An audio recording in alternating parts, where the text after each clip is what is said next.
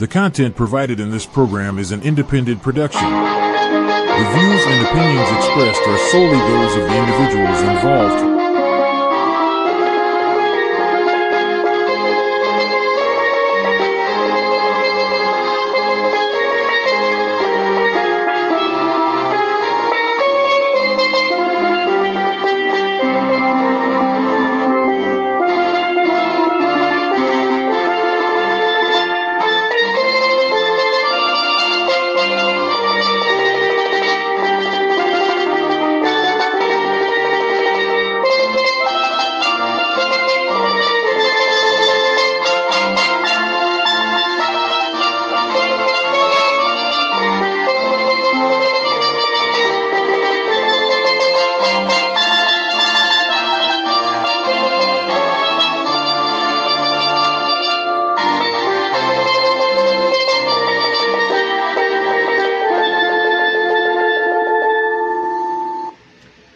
Hi Margaret, hi Christopher, hi to all those who will come and hang with me as usual. Thank you so much. You all make it possible. I started a little late today because people I just had to go on Charlotte Street today. So I went on Charlotte Street, so I was a little late, so I say 6 o'clock you know, see, they'll be able to listen to I-95.5. I-95.5. Listen to Darren Marcel, Citizen Marcel, Darren Marcel, all that. So I'm here. Hi Anne-Marie, hi Yvette. Just come on, where's Roxanne? Where's everybody? I solemnly pledge to dedicate my life to the service of my God and my country. I'll honor my parents, my teachers, my leaders, my elders, and those in authority. I'll be clean and honest in all my thoughts, my words, and my deeds. And I'll strive in everything I do to work together with my fellow men of every creed and race for the greater happiness of all and the honor and glory of my country. And I do love my country. Hi, Miss Angela. It's good to see you. I hope you're not straining the eyes to try to watch, okay?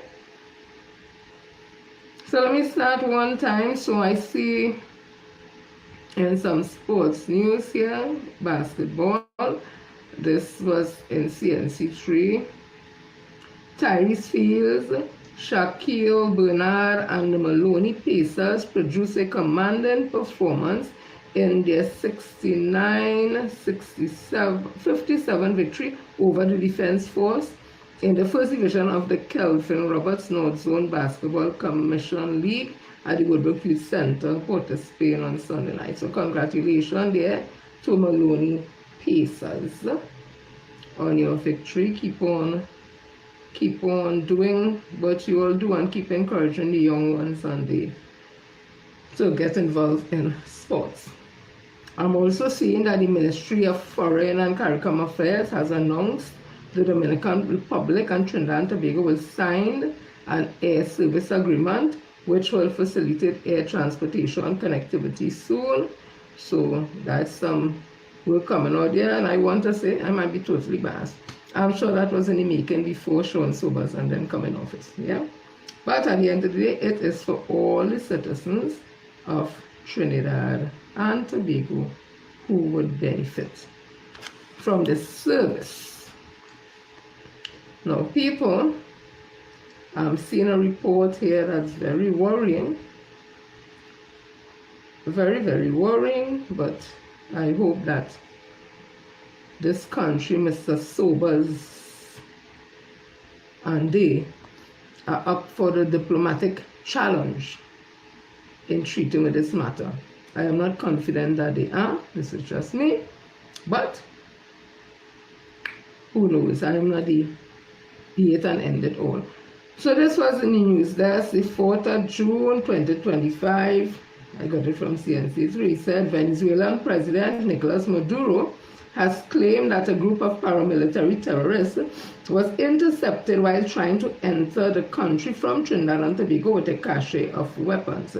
He was speaking at a swearing-in ceremony of Johanna Carrillo, the new governor of Sucre State, a coastal region in northeastern Venezuela that faces Trinidad and Tobago across the Gulf of Paria.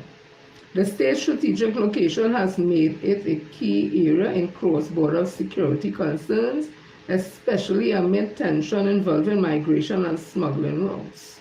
He said war-grade weapons were seized during the operation. Yesterday, a group of terrorists were captured attempting to enter the eastern port of the country from Trinidad and Tobago with a shipment of weapons of war, including Colombians, the president denounced. Maduro blamed what he called the fascist far-right for ongoing destabilization attempts and urged Venezuelans to remain alert. Be vigilant, because they have not been able to, nor will they be able to establish violence in this country, he said. This story is developing. Then I saw a release coming out of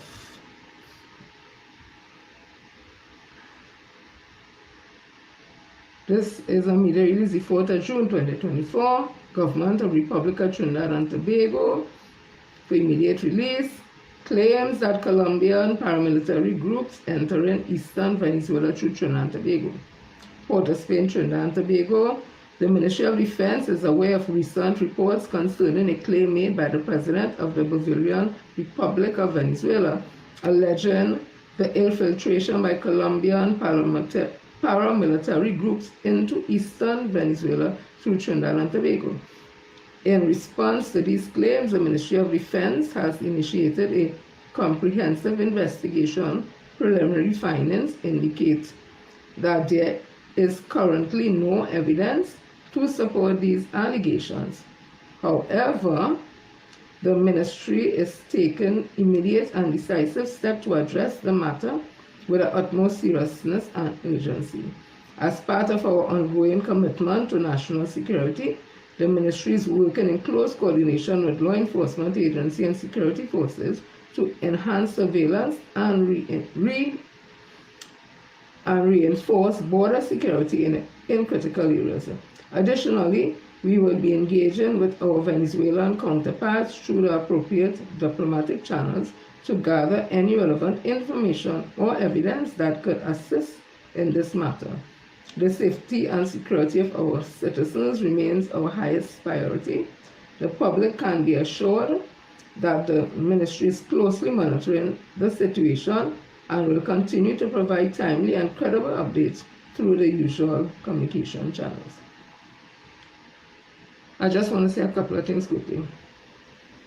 Carmen Pesar in opposition has never been kind and minced words when she spoke about President Maduro. There was a time when she was in support of Guaido, wanting to recognize him as the president of Venezuela, although the people would have voted in the democratic sovereign country of Venezuela for President Maduro. And she started to call him all type of narco terrorist, all kind of things she started to call, and I put it my way. This government would have told us that the president of Venezuela wanted to know why it is these things are being said by the opposition, because the same opposition back in 2010-15 would have met with the same President Maduro, hug up, pan, play, and all kind of thing. And she would have spoken so passionately of one of those conference and thing about Venezuela and inclusion and all that, and then now to say those things, and that is too. This government now, while in opposition, has always shown favor to the Donald Trump administration and wanting to strengthen ties. Now in government, it continues. When Venezuela and Guyana were having the issues, or Guyana and Venezuela having the issues, Dr. Rowley would have played an instrumental part, I think he was the chair of CARICOM at the time, and CARICOM would have made it clear that they are, well, again putting it my way, for peace and harmony, and that this thing should be worked out in a very diplomatic manner, of this sensitive thing with Venezuela and the Essequibo and Guyana, in saying that they is theirs and wanted to occupy something of that nature. And CARICOM was very consistent in speaking about peace and unity and all that, and President Ifram Ali and all would have thanked Dr. Rowley when he went to his last CARICOM meeting and spoke about his involvement at that very trying time of Guyana's history with that situation with Venezuela. So Trinidad and Tobago has always taken the stance that a sovereign country is a sovereign country. You don't get involved in the internal politics of a sovereign country. And whoever is there when you make a phone call answers the phone at the official residence of the head of that country. That is who the government would treat and deal with. I'm saying all this to say, I ain't confident that Mr. Sean Sobers and this government has a diplomatic bone in their body. Look how they treat with the whole vice cartel thing. This is my opinion again. I thought that the Honorable Minister of Defense,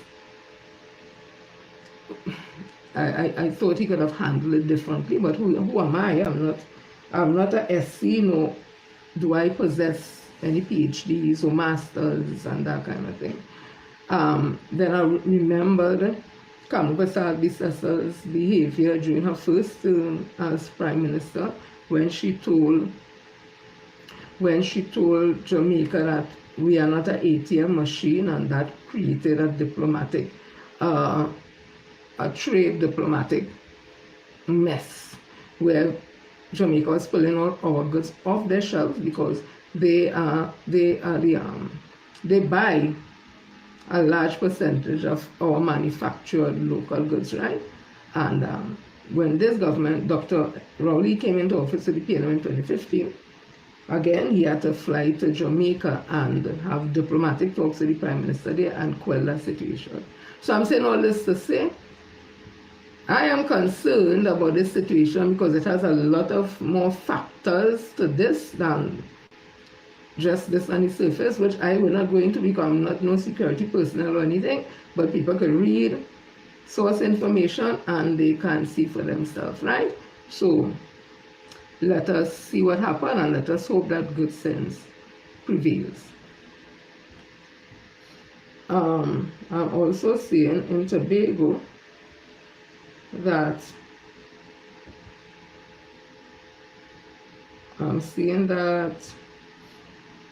Calvin Morris, the minority leader, there's some issues with regards to ambulance.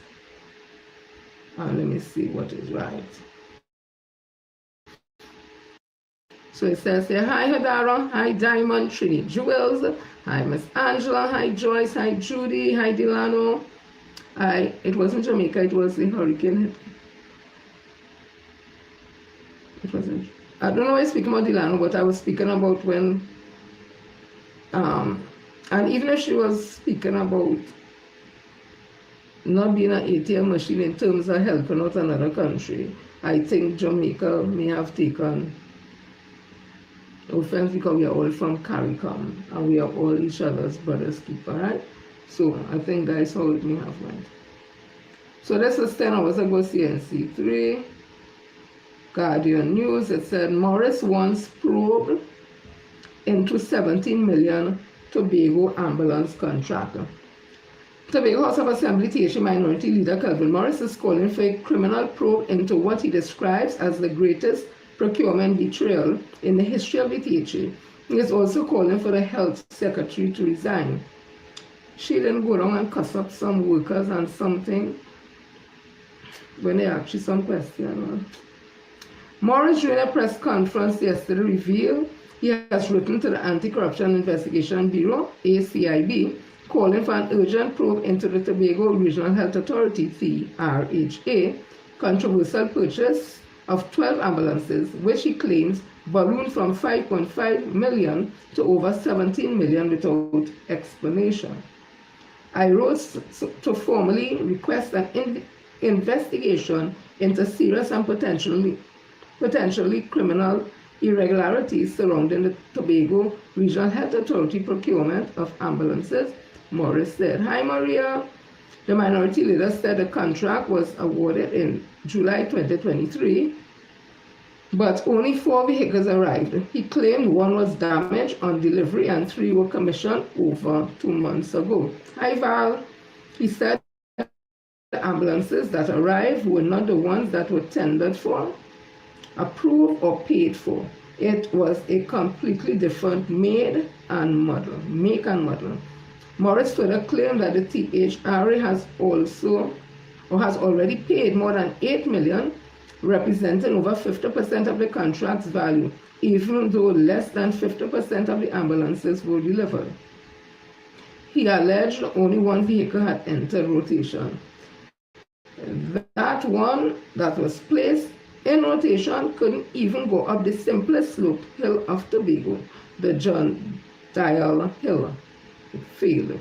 He also raised concerns over what he described as a lack of executive council approval for changes in the contract. Health Secretary Dr. Faith Brenner had said during a plenary sitting at the Executive Council approval was not needed for this. Morris accused the Secretary of failing to act despite her legal oversight role. Morris claimed that there were suspected irregularities. He said the supplier bought in a vehicle model which sells at around $232,000 online, but taxpayers were being charged $1.295 million per unit plus $244,000 to retrofit each one. This is a matter of grave public concern and must be treated with the urgency and seriousness that it demands, he said. Hi Donna, hi Anton. Morris insisted that the Secretary of Health must take responsibility, noting that she has legal authority over the TRHA board. The Secretary cannot divorce herself from what happens at the Tobago Regional Health Authority. She is ultimately responsible. This Secretary needs to do the honorable thing and resign, he said. Morris said the matter will be reported to the Office of the Procurement Regulator and further documentation will be submitted to aid investigators. Meanwhile, Innovative Democratic Alliance leader Dr. Dennis Salafat Angus believes Tobagonians deserve clarity on the matter. Speaking at a press conference yesterday, she said, the Integrity Commission has to investigate the Secretary, TRHA, and the Executive Council. Soyafat Angus, who is a former senior advisor to a health secretary between 2009 to 2013 and a former chairman of TRHA, also called for the Fraud Squad to get involved and for an audit of THA contracts from 2021 to present. All attempts to reach Secretary Dr. Faith Brenner and Chief Secretary Fali Augustine has been unsuccessful. When contacted yesterday, a customer service representative at the company contacted to provide the ambulances said the owner had already left for the day and advised Guardian Media to try again today. Money, money, money, money, money. They love the power. They love the power. So this situation with Vibes Cartel, non-appearance, who pay, who didn't pay, who forget to pay, who should have paid, who didn't appear, it continues. And I'm trying to open a story. Right. This was CNC3, again, Guardian QT. It says here, hi Cassie, hi Joycelyn. 20 hours ago, promoters say local artists should be paid big money too. And remember, I played a clip by Terry Lyons, our own Terry Lyons, and she was telling artists to value the sell value the worth. And I think she was alluding to the fact, look at paper, people getting, and only taking small money. And when all this big name in Trinidad only take small money, when small people like she was saying, alluding to, go through a walk and only call out the price, They said, but hey, look, this big name ticket for this small money, so who is you? So she was basically saying, oh, this setting up the whole scene that people ain't go get paid proper, because if all the big name in Trinidad taking small money, what about the man who is so famous like all that, right? So local promoters are calling for a review of how local music acts are treated. The call comes after the highly anticipated One Caribbean Music Festival failed to deliver headline act Adidja Vybz Kartel Palmer, whose booking reportedly cost a staggering US $1.35 million. Kartel failed to come to Trinidad after receiving US $950,000 of his fee and laid the blame on the promoter, saying they failed to make the final payment before his scheduled arrival in Trinidad and Tobago. Other musical acts like Sizzler, Megan Collins, and Molly Ama Montgomery also failed to perform despite already being in the country, arguing that the promoters also did not meet contractual arrangement with them. Local talent booked for the concert, including Lady Lava, Iowa George, KMC, and Ravi B, attended and delivered. 2 online ticket companies have since indicated they will reimburse patrons their money, while the Trinidad and Tobago Police Service and the Ministry of Finance have launched separate probes into how the promoters were able to access over $1 million US given the current forex crisis being experienced. The promoters, Jaco Entertainment Limited, are yet to publicly address what transpired via media release or conference. Contacted as the fallout from the concert continues, long-standing promoter Randy Glasgow of Randy Glasgow Production said the incident should serve as a wake-up call. What happened with Vybz Kartel shows is a turning point. It is absurd to pay an overseas act $9 million and then haggle over our own artists over a few thousands. We have talents that drives carnival and brings global attention to Trinidad. Why shouldn't they be paid accordingly? Glasgow asked.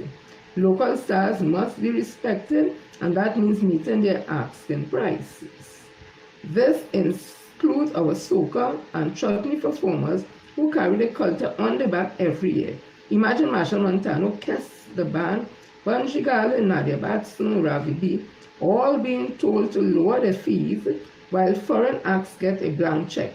That's not just disrespectful, it's bad business.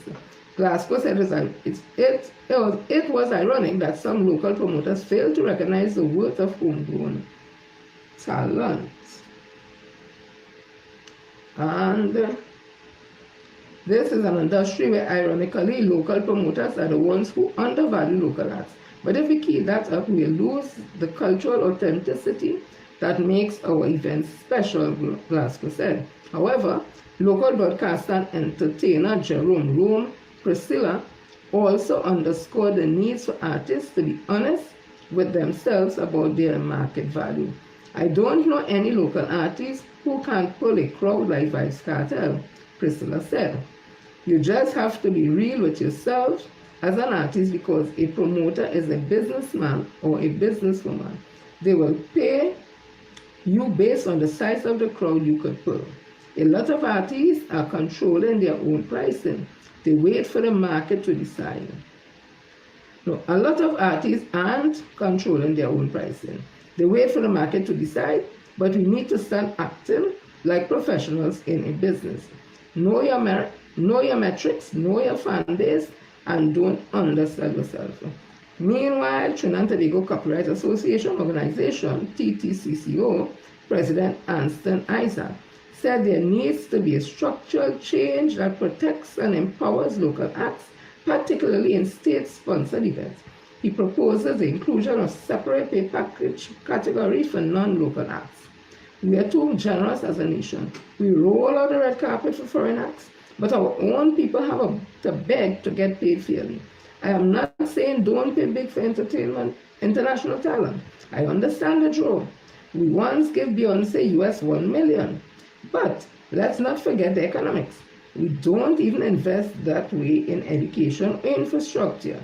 That's a misalignment of priorities, Isaac said. The TTCCO president said the concert fee should reflect an artist's ability to sell tickets. If a local artist can bring 3,000 to 5,000 patrons, pay them like a headliner. That's how the concept of headliners was born, based on draw, not nationality.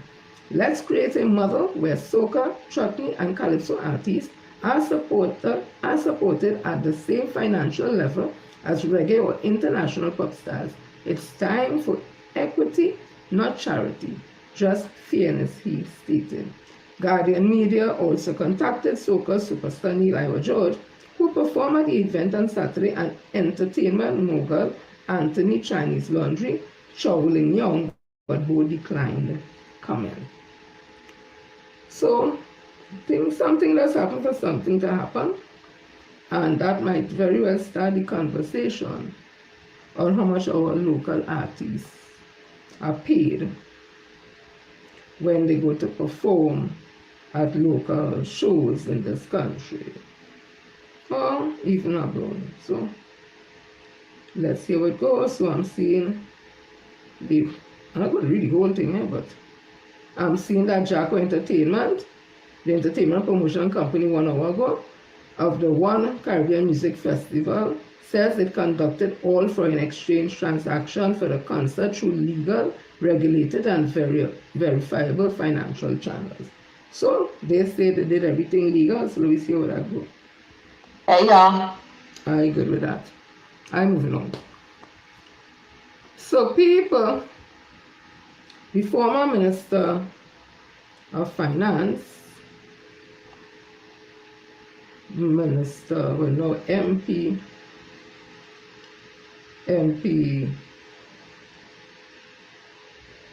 Comemble, he made some observation about something, and this is what he's saying.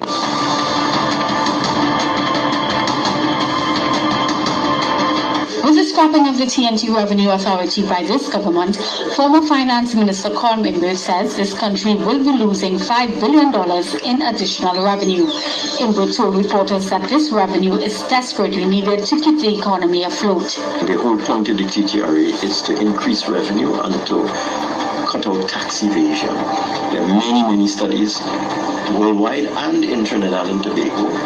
Several experts came to study our situation and determined, just in the case of value-added tax alone, is that the evasion of tax payments with respect to value-added tax was in the region of $5 billion a year. Which responded to the government statements that there was a huge deficit in the month of May. Because in May you don't get corporation tax, you don't get petroleum profits tax, you don't get royalties. So May is the second month of the three, is always the driest month with the least amount of revenue. So we find in any given May, or take it to the next one, if you take it to the end of quarter June, you have August, July, August again would be an extremely dry month. So you might get $7 billion in March. The former finance minister was speaking at the Leader of Opposition's news conference on Tuesday. Shell TNT, a subsidiary of Shell PLC, has taken a final investment decision on the Aphrodite project, an undeveloped gas field in the East Coast Marine area in TNT. Aphrodite will allow Shell to incrementally expand its integrated gas business by building existing developments in the ECMA, one of the country's most prolific gas-producing areas. In a statement on Tuesday, Shell says ECMA is currently home to the company's largest gas-producing fields in the country, including Dolphin, Starfish, Bounty, and Endeavour. Once online, this gas field will serve as a backfill for the country's Atlantic LNG facility. It notes this increased production will help maximize the potential utilization of Shell's existing assets. Adam Lomas, Senior Vice President and Country Chair of Shell TNT, says by increasing the gas supply to Atlantic LNG, the project will not only serve to fortify the domestic gas market, but it will also boost the local petrochemical and power generation industries. And now for a look at today's energy and for... Right? So that conversation with former Minister of Finance, Comemble, MP, he's explaining how the cycles with the money go. And I'm surprised that our now current Minister of Finance, Ravindranath Thakur, doesn't know that, so he can speak to his Prime Minister and speak to the public and reassure them of certain things. And because, again, if you stop the collection of all taxes, where are you going to get your revenue from? It's a good thing, as we would have heard the newscast went on to speak about. Just let me get it. So Atlantic and all those exciting news that is happening now in this country. And that has to do with the hard work of Minister Stuart Young, SC, who's the Minister of Energy at the time, and Dr. Keith Christopher Rowley, Prime Minister in the PNM government. All that they get to know, all the UNC is getting now, or all that the gas companies are reaping now or getting now, has to do with that type of negotiations and stuff that was done by Stuart Richard Young, SC.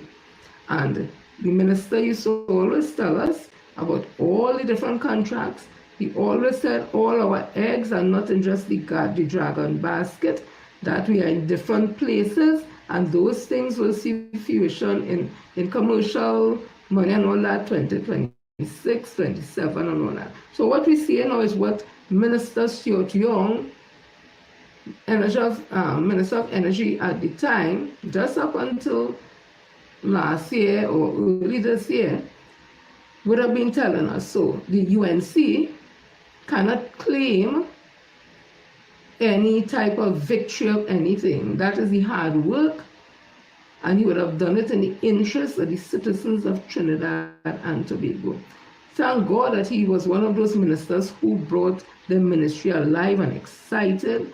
We get to understand what's happening in the gas industry, the oil industry, petrochemicals, about the contracts. We got to find out about Mento and Cyrus and all those things that were alien to us. We were on board with it.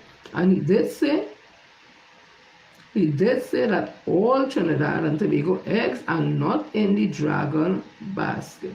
There are other projects that are there to continue to be developed and whatever the case may be. So that's another one that would have come on stream. So that was in the newscast. Let me just read a little thing here quickly. It says, Shell Trinidad and Tobago Limited, a subsidiary of Shell PLC, has taken a final investment decision to begin production on the Aphrodite project, an underdeveloped gas field in the East Coast Marine Area, ECMA. In a statement, Shell said Aphrodite would allow the company to incrementally expand its integrated gas business by building on existing developments in the ECMA, one of the country's most prolific gas producing areas. So that is some good news there for Trinidad and Tobago and the citizens of Trinidad and Tobago. And again, thank you,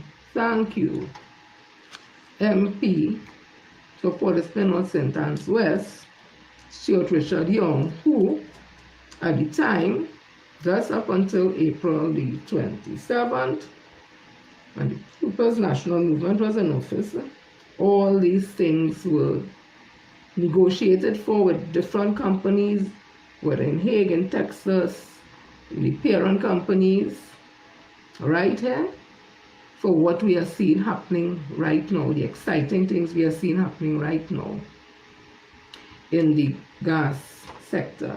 We did tell you all, don't let all the work that Minister Stuart Young, at the time Minister of Energy, was doing go down the drain, in the sense that all you go and vote against the PNM, and then the UNC come into office.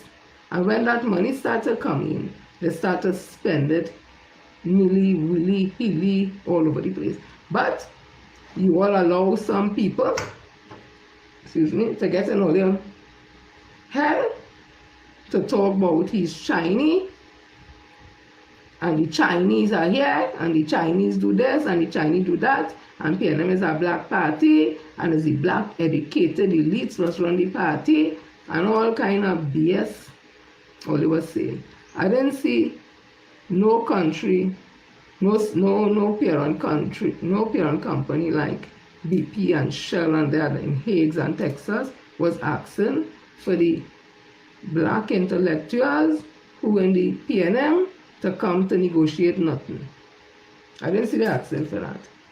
And as I continue to say, which I will elaborate on more, the blackest man was our prime minister, and all they didn't find he elite, all they didn't find he's the one was to run PNM, all they say the nastiest thing about him. So don't tell me nothing or no black party and black people this and black people that. Yeah?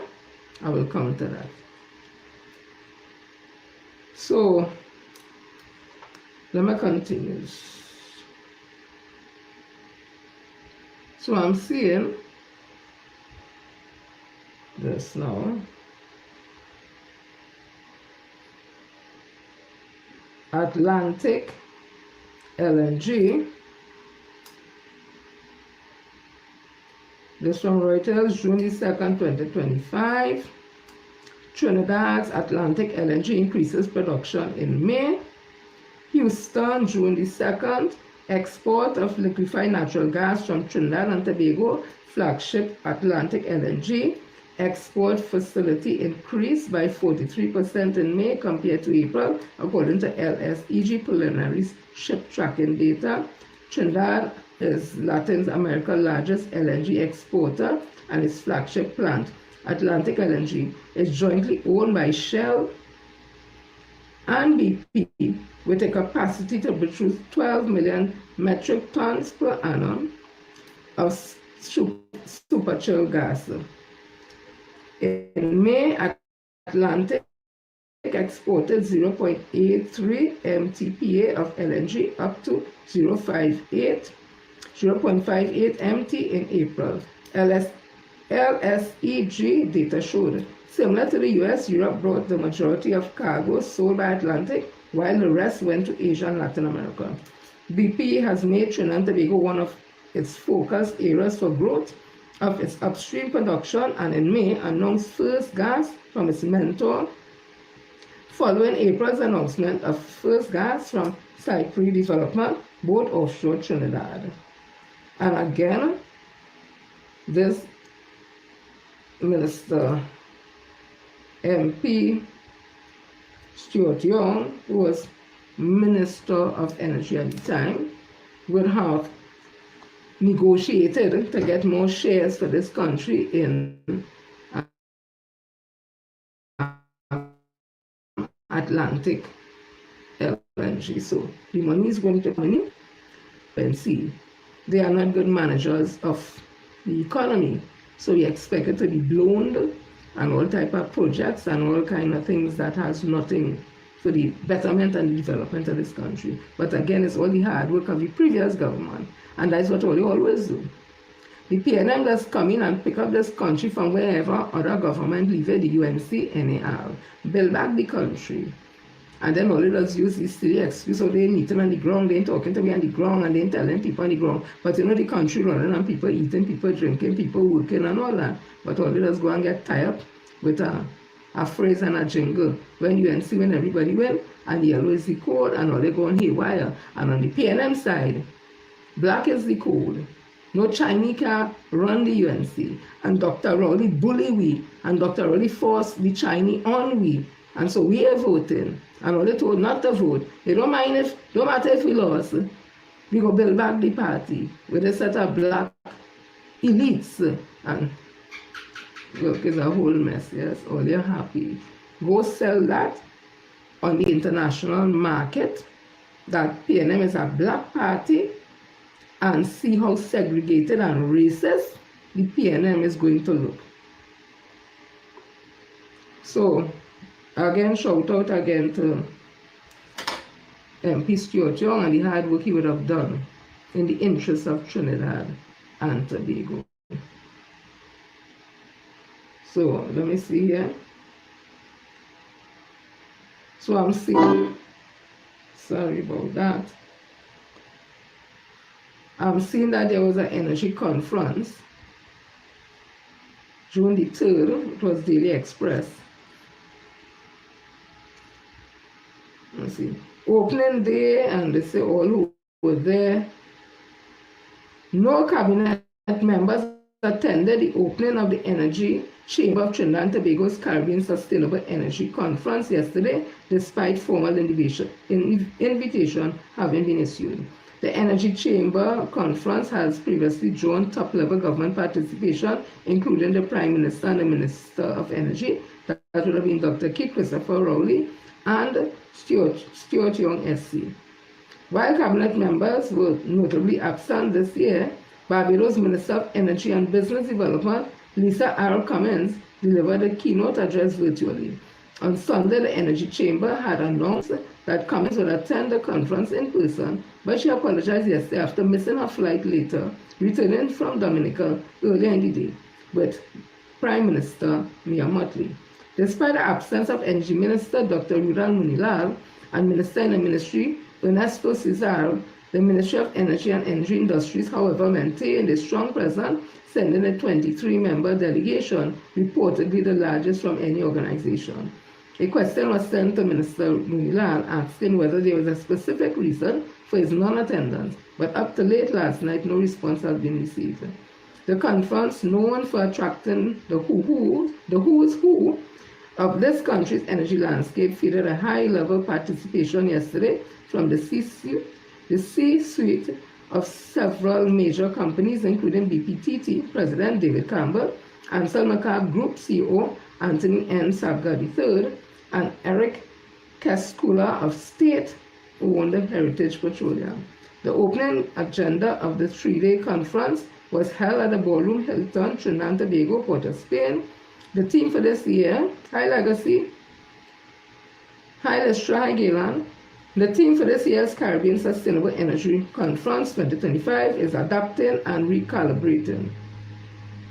We chose that theme to reflect the significant changes that have occurred in the past year in the broad area of sustainable energy, globally and regionally.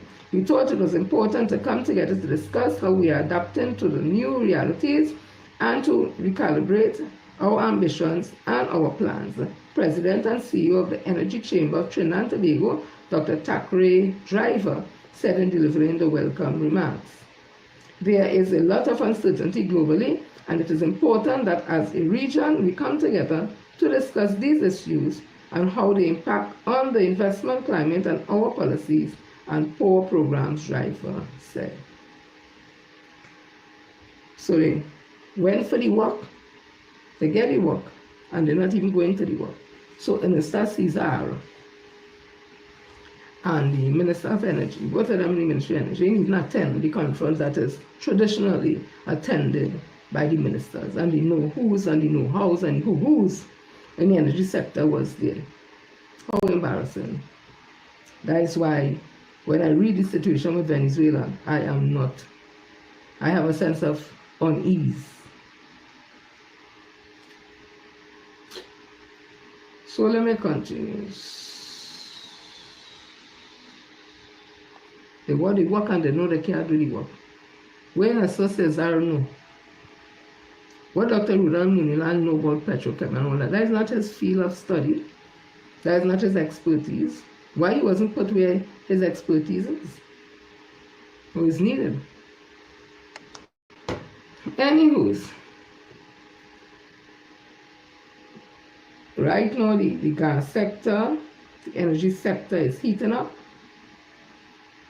And I'm also seeing, just a minute, I'm also seeing that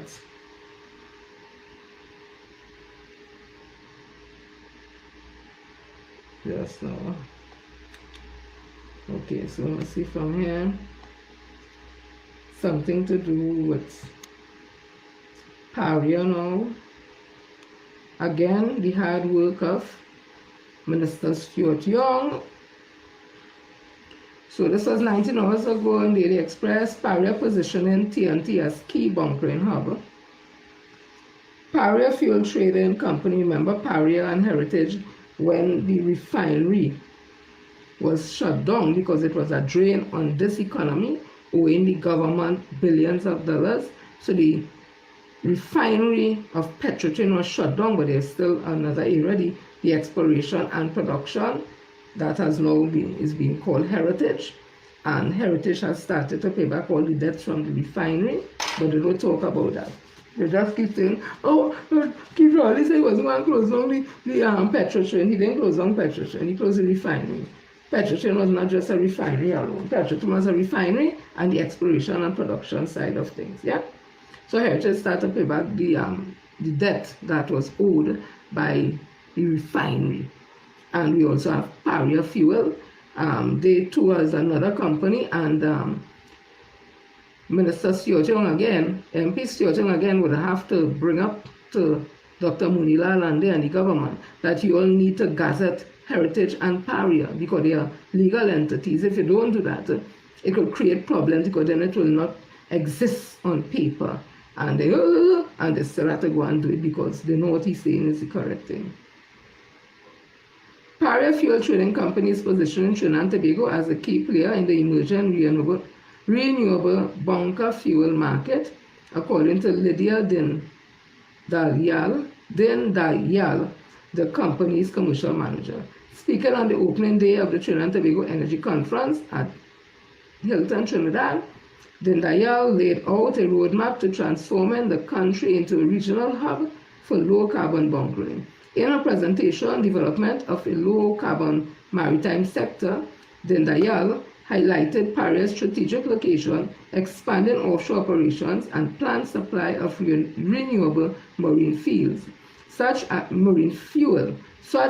methanol and hydrogenated vegetable oil, HVO, as key pillars of the company's transition. According to Dayal, Paria, a state-owned company under Trinidad Petroleum Holding Limited, TPHL, plays a central role in importing and exporting refined petroleum products. Its operation covers both local and regional markets and include an expanding offshore bunkering business. Right? So those are some of the things happening there. It's a long piece. I'm not going to read the long piece, but you will find it, read it. Exciting times in the energy sector. And again, all kudos, because of what they want. All kudos to Minister Stuart Young yesterday, Dr. Keith Rowley, and the People's National Movement. But all they didn't want to take warning, all they didn't care. All they let all themselves get all up in all your feelings. And we have what we have today. I'm seeing 2 managers fired June the 3rd in the Trinidad Express. People's National Movement, PNM, appointed chairman of the Point Lisas Industrial Port Development Corporation Limited, Plebdeco, Annette Wati, yesterday fired 2 employees. When contacted, Plebdeco line minister Jolene John stated, I prefer to let the Honorable PM lead on this matter, in light of a clear and ambiguous statement at last Thursday's post-cabinet meeting. Wati said Plebdeco board have not yet resigned since the new government took place. On June the 1st, attorneys separately representing Miguel Subash, or Bai, Vice President of Business Services, and Rochelle Lyman, the company's corporate secretary, who are both on leave, wrote to Wati objecting to her request for their clients to attend a meeting to discuss disciplinary charges.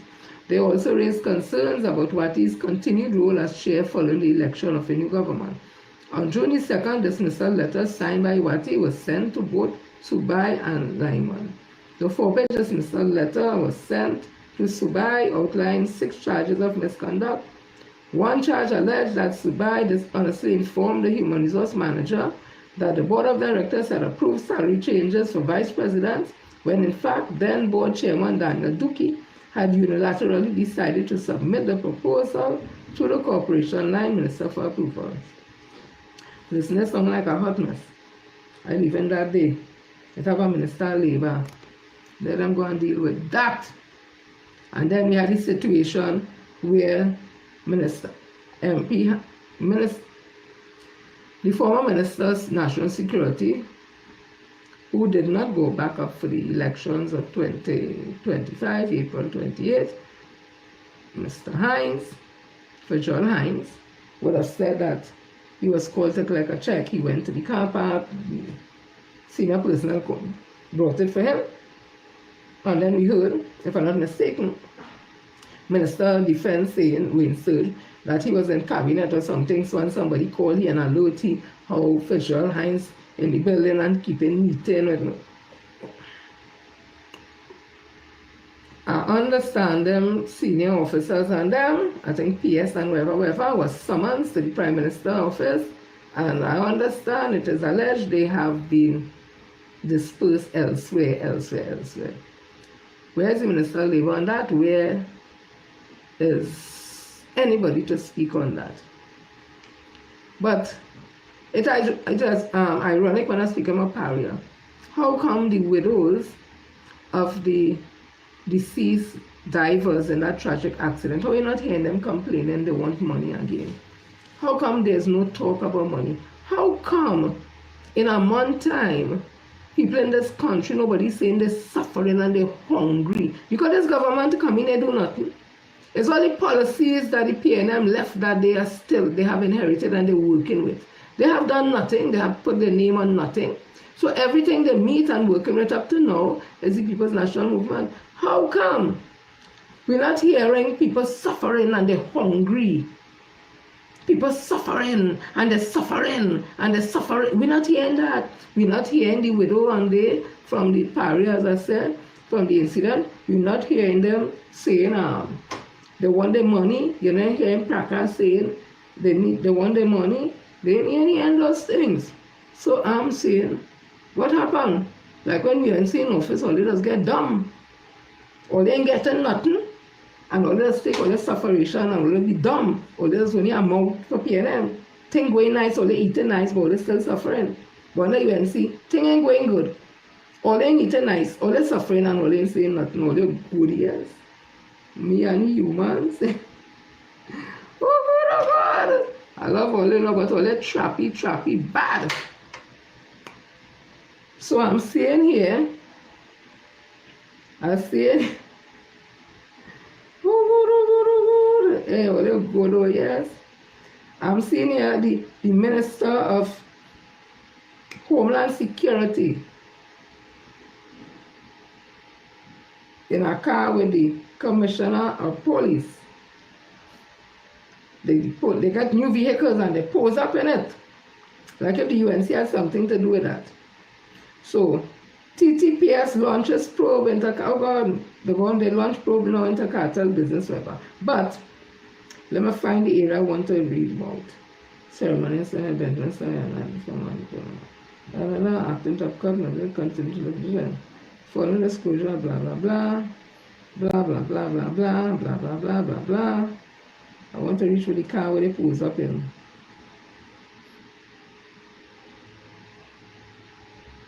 Contacted Sunday, complaint, sample serum tree. Okay. Okay, and then, okay. Well, Papa, they have a picture he and the minister. Right.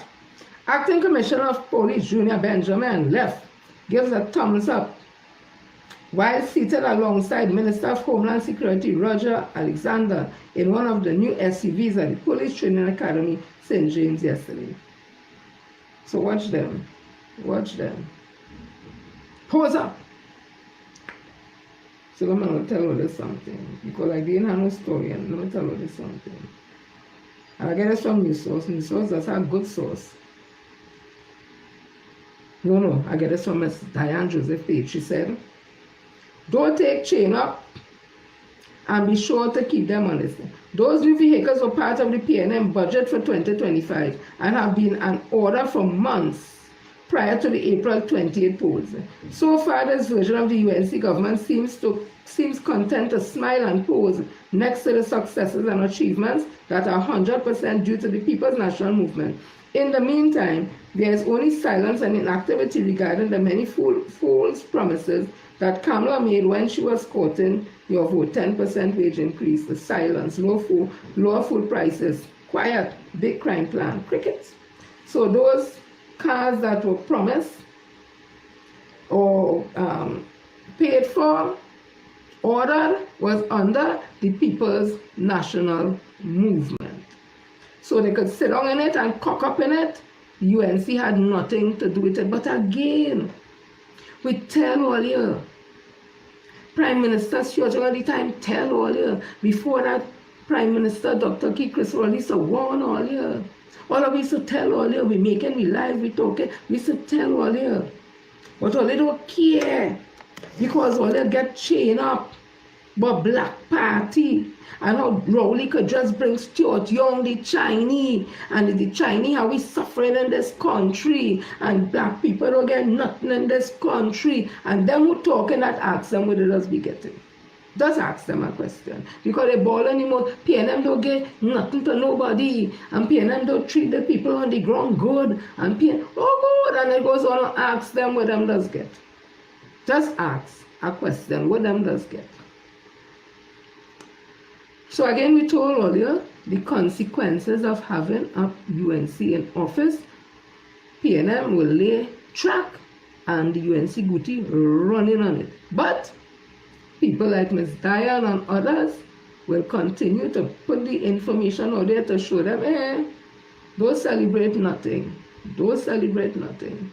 Everything all they enjoying now is because of the People's National Movement. So when the people were suffering, and they're telling all the people suffering, and in Trinidad they're suffering, and every day they're suffering, and every day is crime, and every day they're suffering, and that you used to hear that morning, noon, and month. No, you are hearing nothing. I don't know how in a month time the UNC ain't do nothing, because no policy, nothing the UNC put in place. Same thing the PNM always had the operating on. How come nobody is suffering? So let me continue.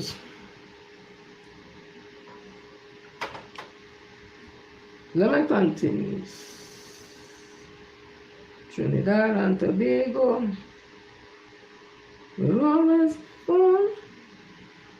Colonial song, our nation is. I know this song good, eh? We must follow our leaders. Always do our best. Okay. We bound to meet some success. I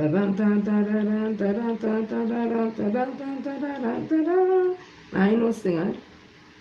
I just talk. So let me read this here. This is coming from Miss Ayanna Webster Roy, who was the former Minister of Child and Gender Affairs, working out of the office of the Prime Minister. She was one of the sisters from Tobago. It says here, this is May 8, 2025, a little while back, but it's something hasn't worth listening to. I may have missed it, but it's something worth listening to. Prime Minister Kamala Persad-Bissessar is being accused of political pettiness as she continues to work from her personal residence in South Trinidad under the Prime Minister's official residence. The accusation comes from Ayanna Webster Roy, who served as Minister in the Office of the Prime Minister in the Dr. Keith Rowley-led administration. Minister in the Office of the Prime Minister, Barry Paradat, claimed that the official residence isn't suitable for immediate occupancy. Similar claims were made about Whitehall, where the office of the Prime Minister is housed. Webster Roy called on Persad-Bissessar to state the real reason for not occupying the official residence. She suggested that the Prime Minister's refusal to live there is an attempt to reject Rowley's legacy. Webster Roy said, Dr. Keith Rowley may not have been perfect. No leader is, but he was, and consistently remained a man of integrity, who held a deep respect for the institutions and heritage of our republic. He understood that public buildings, especially official residence of the Prime Minister, aren't just places of function, but symbols of national pride, sovereignty, and legacy. Under his stewardship, the diplomatic center was not only preserved, but restored to pristine condition, making it once again a dignified and usable space for official state business. She continued, "Let us not forget Mrs. Kamla Prasad Bisesa, during her previous tenure as Prime Minister, allowed that very residence to fall into a state of neglect and disrepair. She refused to live there then too, and under her leadership, Whitehall, the seat of the executive, became unusable. Even worse, the Red House, the seat of our democracy, was left to deteriorate so badly it had to be abandoned altogether." The former minister questions. So, we must now ask the uncomfortable question. Why is the current Prime Minister again refusing to move into the official residence? What is the real reason? She denies claims that the building is in a state of dilapidation. It is about rejecting a legacy, a doctoral legacy. It is about dismantling what was restored, about political pettiness disguised as principle, Rep. Roy said. "We will not let history be rewritten with falsehood. We will not stand by while the hard-earned progress of one administration is buried under spin. Legacy matters, institution matters, and so does the truth," the former minister concluded. Hats off to you. Hats off to you, former Minister Ayanna Webster Roy. So let me continue.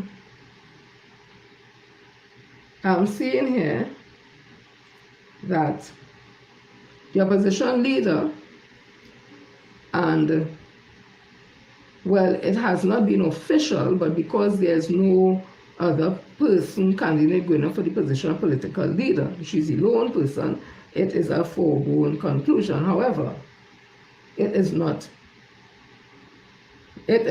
final as yet, because there is an election for the rest of other executive officers. So I also saw the political leader and opposition leader, Mrs. Penelope Beckers Robinson. Well, she had a press conference, I think it was yesterday, and was asked by reporters, has Stuart Young and Dr. Rowley congratulated her yet? And in my mind, I'm saying, why do they need to congratulate her now?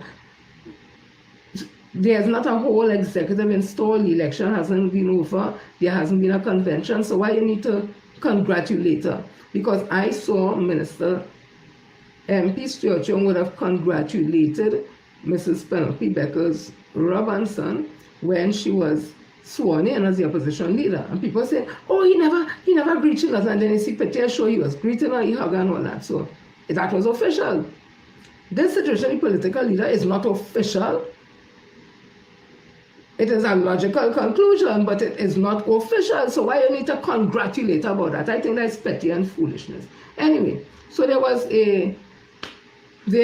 a conference, a press conference yesterday, I think it was, hosted by the opposition leader, as I said, and some of the members of parliament, members of government who would have lost their seats in the April 28th general elections, and are now government senators. And there were also some who retained the seats, like MP Com Emberg, and I think, if I'm not mistaken, Marvin Gonzalez, and I think Mr. Scotland SC was there, if I'm not mistaken. So, at that conference, I think should have said, they said, and it was in the Guardian, it says, Penny wants consultation on stand your ground laws. The opposition is not opposed to supporting stand your ground legislation, but only if it is what citizens want. Opposition leader Penelope Beckers revealed that she was open to collaborating with the government to pass this piece of legislation pending public consultation. The self-defense law allows anyone who feels seriously threatened to fight back with force, including deadly force, without having to run away or retreat to their home, their car, or even outside first. and I want to say something, they're not saying this thing right. It's not just about retreating. In your standing ground laws, and they said, there's no legal obligation to retreat at all. You could just feel threatened and you do what you need to do and say stand your ground. I think in Castle's doctrine, thinking what there was some element that if you could de-escalate a situation, and I think our home invasion laws also have that. If you could de-escalate, you could find a safe space to go, then you can retreat. What is wrong if you could find a safe space to go, you can retreat? What is wrong with trying to de-escalate a situation? Something is wrong in that. So we're not going to use our skills again in communication. We're not going to use our thinking skill, nothing. It's just simply, you feel threatened, whether you could get out of it, whether you could de-escalate or not, you're lazy, you just shoot somebody. And the opposition leader is saying she is willing to collaborate with the government to pass this piece of legislation based on public consultation. And I am saying, if the public consultation, anyway, just now, let me finish it, read it first. In the past, former Prime Minister Dr. Keith Rowley urged his supporters against supporting such a law, warning it was dangerous and would only benefit those who would gain from placing firearms in the hands of citizens. He also referred to it as copycat legislation. Taking a different stance from a predecessor, and to me it sounds just like what Ayanna Webster Roy just described with the UNC, wanting to destroy Dr. Rowley's legacy. To me, it's sounding the same way with the opposition leader. Because what is wrong in what Dr. Rowley would have said? That is a dangerous piece of legislation, is copyright, because they're looking at Florida and Trinidad and Tobago. The population is not the same. The culture is not the same. Their laws is not the same. And to take that, we always want to take what people have, take people bush medicine and put it and use it for we. We have invasion laws already. Why not build on that? And you have the opposition leader, very, very quiet and nice, says she's open to collaborating. Now you have to understand something. You have 13, they have the majority. They don't need you. They don't need you to collaborate with them. They don't need you to agree with them. They don't need you for nothing.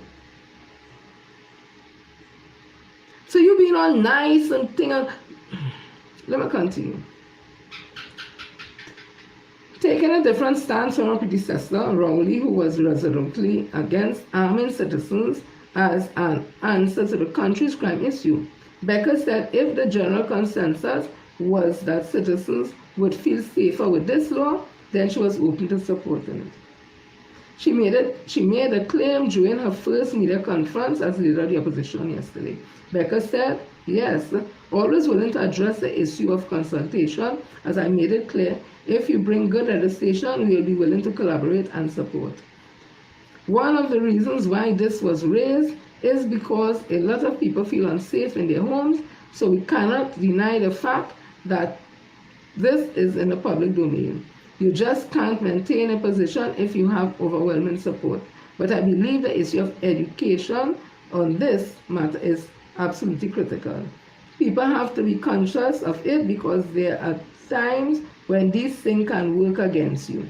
In other words, you can develop a whole culture where people believe that you are in the wild, wild west and everybody should have a gun. Beckers, however, cautioned the government about implementing the stand your ground using Florida model. According to Beckers, Florida had a high homicide rate, and she questioned how applicable this model was to TNT. Beckers said, according to a study conducted by Oxford University, the introduction in 2005 of the stand your ground laws legislation, stand your ground model legislation law in Florida has been linked to 24% increase in homicide and a 31% rise in homicide, including firearms, with the largest proportional increase occurring in 20 to 34 age group.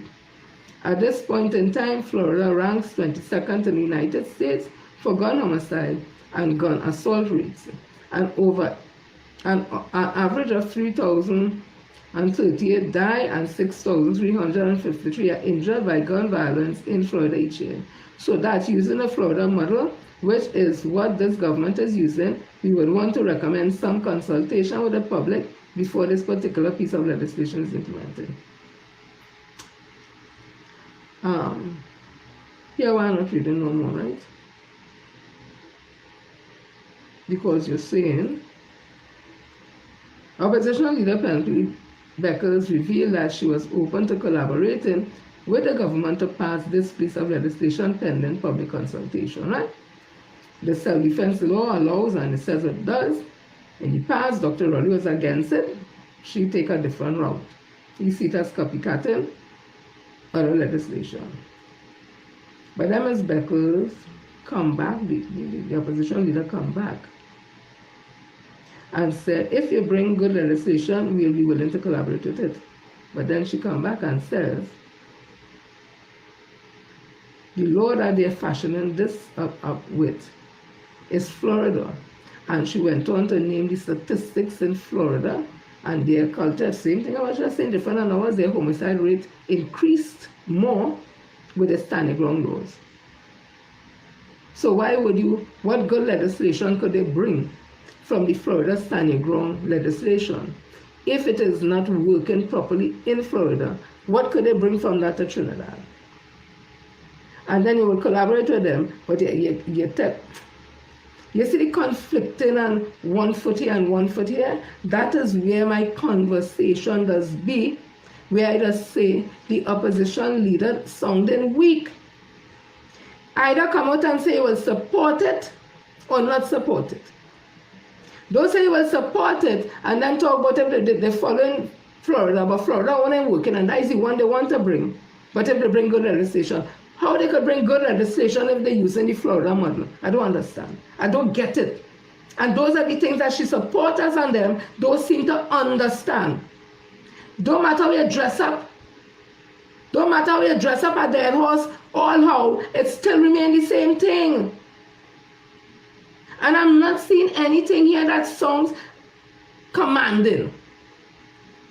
Don't tell me about she just talks soft and thing, but she does not have a command. Commanding does not mean aggressive and abusive. Quiet people, when they come in a space, you sit up and you want to listen to what they have to say. That is not the same thing with Miss Beckers. Oh God, come now, man, will it be real now? That's not being mean to her. That's not being mean. That's being real. She talks about the study conducted by Oxford University and speaks about Florida when they introduced that law into their state. How there was an increase, 24% increase in homicides.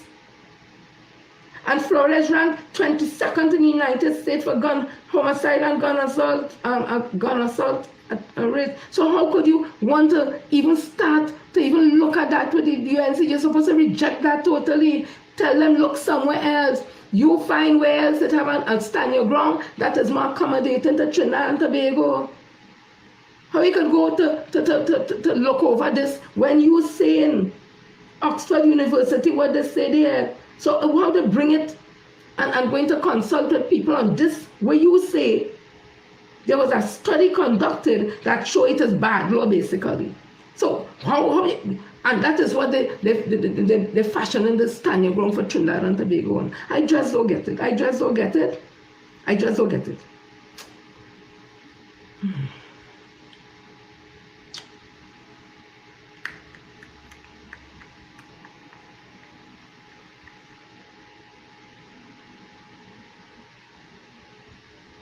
I just want to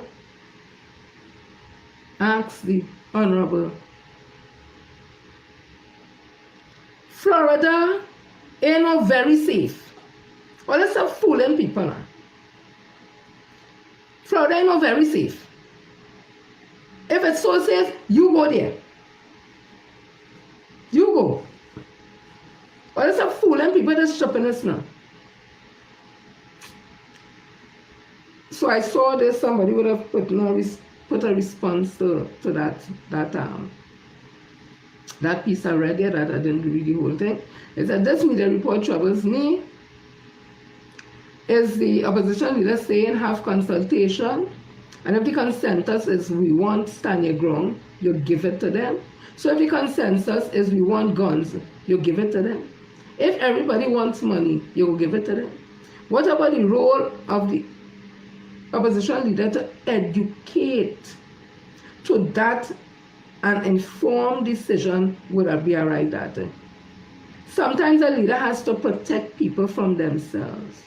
This middle of the ground or the middle of the road populist conduct, in my view, that the person who wrote this, is definitely not sending the right message at this time. And the person said they invite you to read the entire media report. And at the point I'm making, I start reading it and I'm seeing the mixed messages. There's not a clear stand on nothing. There's not a clear stand. The opposition has the majority. They don't need the PNM. They could consult and consult whoever, and them could say, the people say they want it, and that is it. And I was saying that from before. Why, when there was total silence, while they were saying the opposition leader was waiting until she became the political leader to talk. I was saying, why not use the time to go, because that is the bill that the government is going to bring to Parliament. So why don't you take the time, instead of going around to party groups and areas to campaign for the internal election, go around to them and educate them on this law that the UNC wants to bring. Educate them on the Florida law. Tell them the advantages, the disadvantages. Tell them what it means, because people really don't understand. You ain't doing that. You will do that now in Parliament. Our consultation, UNC have any time to consult with anybody and anything? Them going with it because they make the promise to the peoples and it has to be fulfilled. You think they don't care? But what PNM think and what PNM think? But we mustn't say nothing. We mustn't say nothing. You must just fall in line. Let me just read this.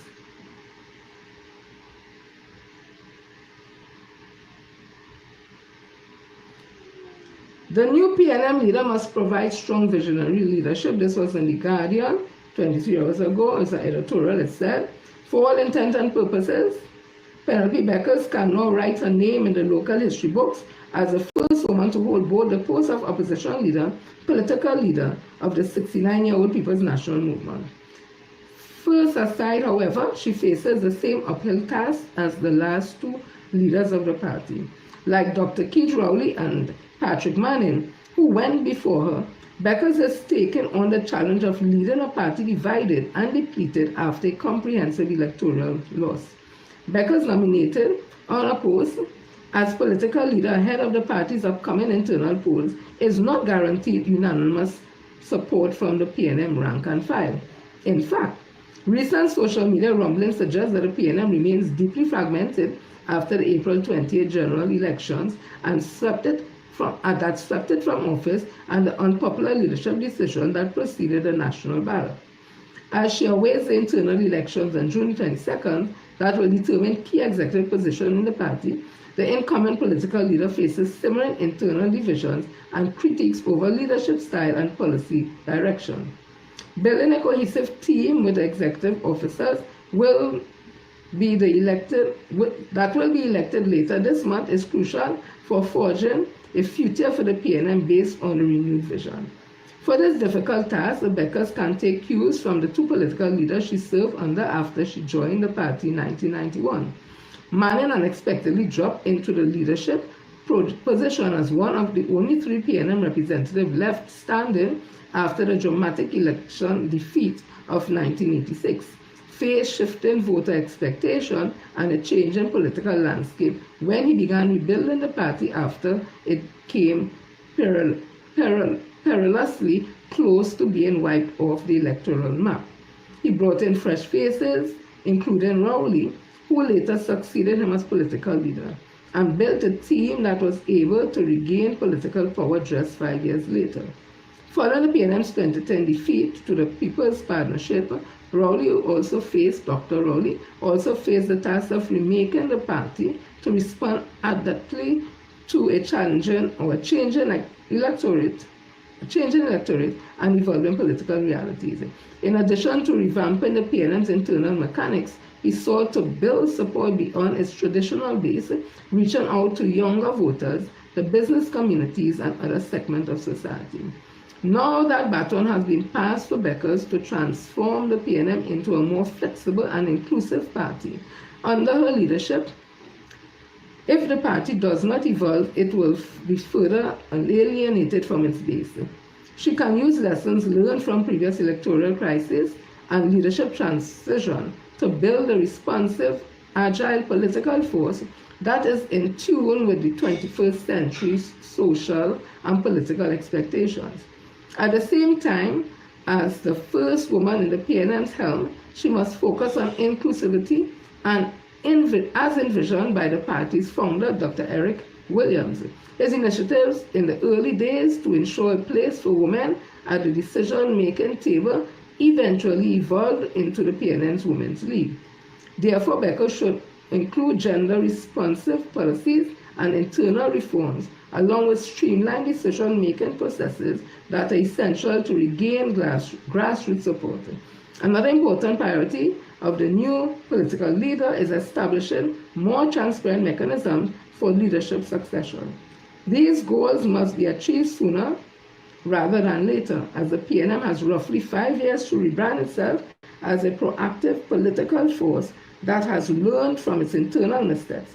In that limited time, Beckers must demonstrate that she is the strong, visionary leader the party needs.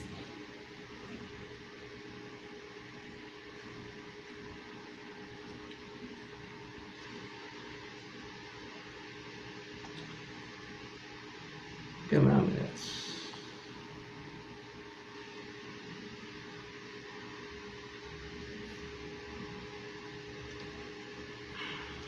I want to say something.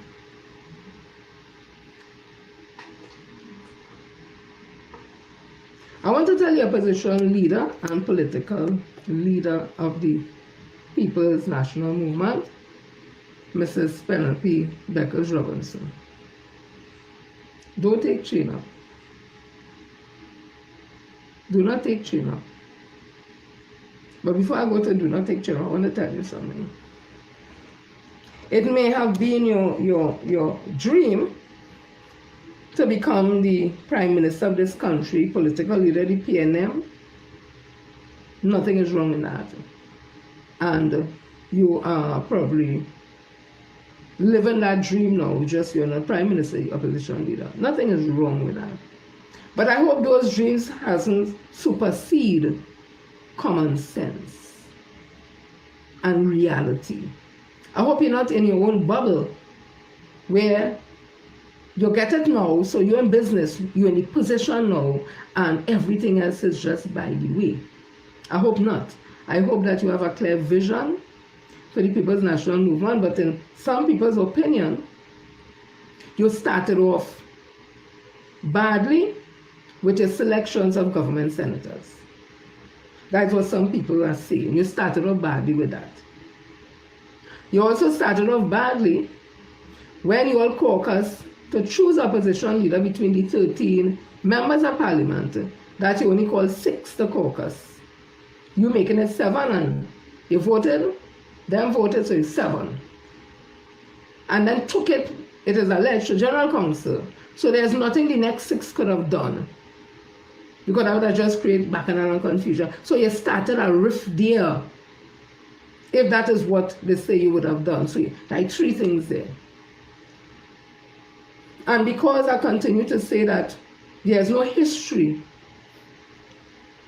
whether the ministries you would have worked at, Ministry of Planning and Development, and another ministry or 2 other ministries, you left no footprint. Nothing that people could say, oh yes, we remember this and that. That is not your fault. That is just how your styling, your personality, your aura, your character, whatever you want to call it. But usually somebody who, I don't want nobody tell me that Patrick Manning, when you choose nobody didn't know him and all that. But when he spoke, you wanted to listen to what he's saying. You may not have known him, and said, let me hear what he had to say. And after you heard him the first time, you want to hear more what he has to say, right? When people hear what you have to say, people ain't really want to hear what you have to say next. That is a fact. Not me saying so, and it's not because I want to be mean. Nothing to do with me wanting to be mean. I want the PNM to be a force. Not to bully nobody and that kind of thing, but to be a force politically in the parliament against the UNC. And a lot of us not seeing that. So let me go to the chain up again.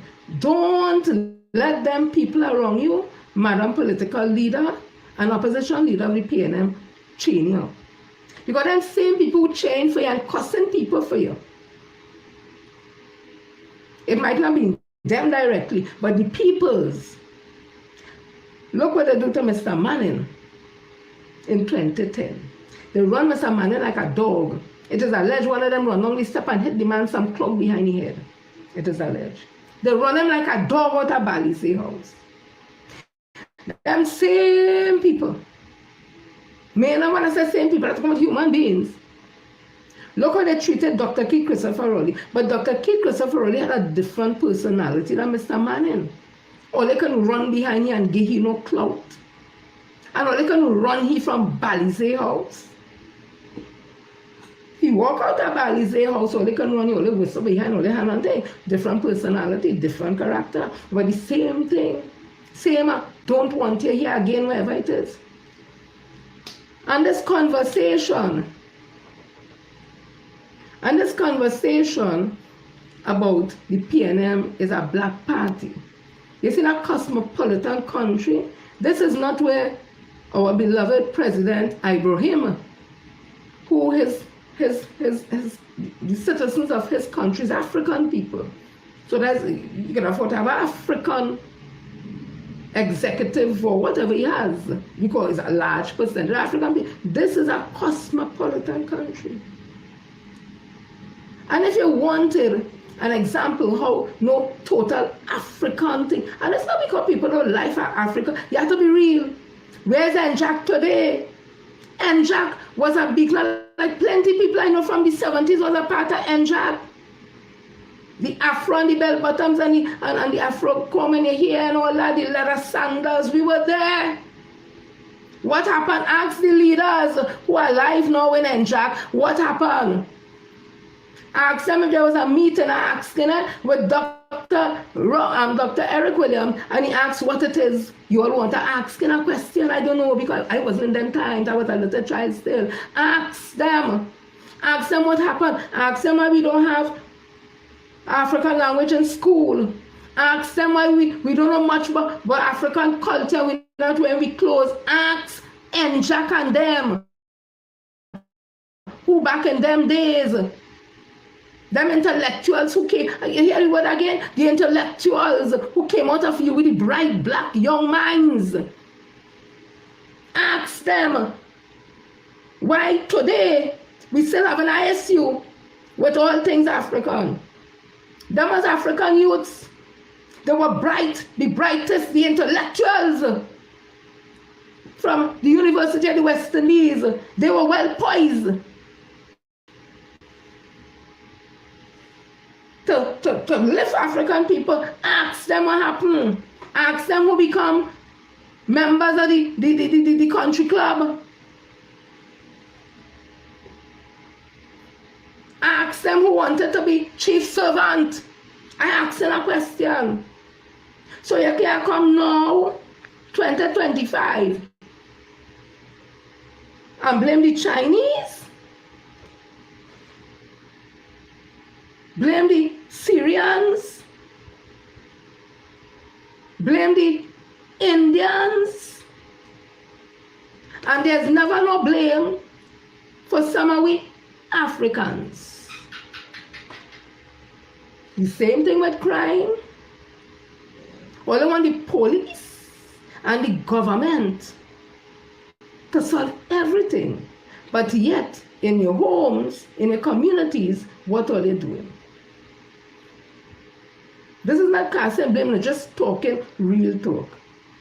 Right? So telling me now, after the experience of the 70s with NJAC, and it didn't reach nowhere, NJAC went into the People's Partnership. And NJAC run out of the People's Partnership. Every year for emancipation, they will know it's African emancipation. They're always looking for something, and they get a letter from the government and they complain every year. Who you blaming for that? Them is intellectual black men and women. They're bright. Me are bright like them. Who you go blame for that? The Chinese? Look, year before, somebody come here and tell me they have up a big picture of Lord Hanuman in the African emancipation village in the savannah. I kid you not. And like nobody said nothing. When the person called thing, I started to call on radio one time. I start to call every opportunity I get. I talk about it because I say it's a disrespect. Because no way people of Indian descent or the Hindu community having any ceremony to celebrate them, and we put a picture of Oshun or Ogun or Shango in the celebration. They're not taking that. Who you go blame for emancipation village and a big picture of Lord Hanuman in it, and nobody said nothing? It's coming down to the end. The Minister of Culture, Randall Mitchell at the time, come on radio and apologize, and they move it. Who you blame for that? The Chinese? You blame the Syrian? You blame the Indian? So don't be telling me about the Black Party and but Stuart Young is no Chinese. Because again, as somebody reminded me, what happened to the Black Caucus? That was a beautiful organization, but I watching the scene because I see the players are wrong. I tell my husband, give me money. He said, go and buy a jersey for him. He said, buy one for yourself, $100 for the jersey. I said, give me my $100. What happened to it? There are a lot of people in Kentucky who was a part of that, and they're so sad to see what happened. Where are the groceries? Where are the stores? What happened to the Black Caucus? Thousands of African people came out to get support, excited. What happened? It's bright, intellectual African men and women. Who you gonna blame for that? The Chinese? The Indian? The Syrian? Where's the Black Caucus today? So now I want to form a Black Caucus with all them failures in the People's National Movement in a cosmopolitan country, in a political party where the founder of the party say there's no mother India, no mother China, no mother Africa, no mother Syria, no mother Lebanon. It's one mother, Mother Trinidad and Tobago, and a mother don't discriminate against she children. Isn't Stuart Young one of she children? You can't put aside the fact that Dr. Rowley just dropped here on we. Isn't he one of we children? Because all they just drop people on, or they just drop the opposition leader on we. We could say that too. Because not all 13, all 12 members voted for her. We could say that too. Or they just drop the current who's sitting now as the general sec or some wherever it is, chairman or whatever the party on people. Because they said 2 people who voted for her or not her vote, one of them didn't win the seat and one of them named not on no list. We could just say that they dropped Dr. Nyan Dolly Gaspy on we.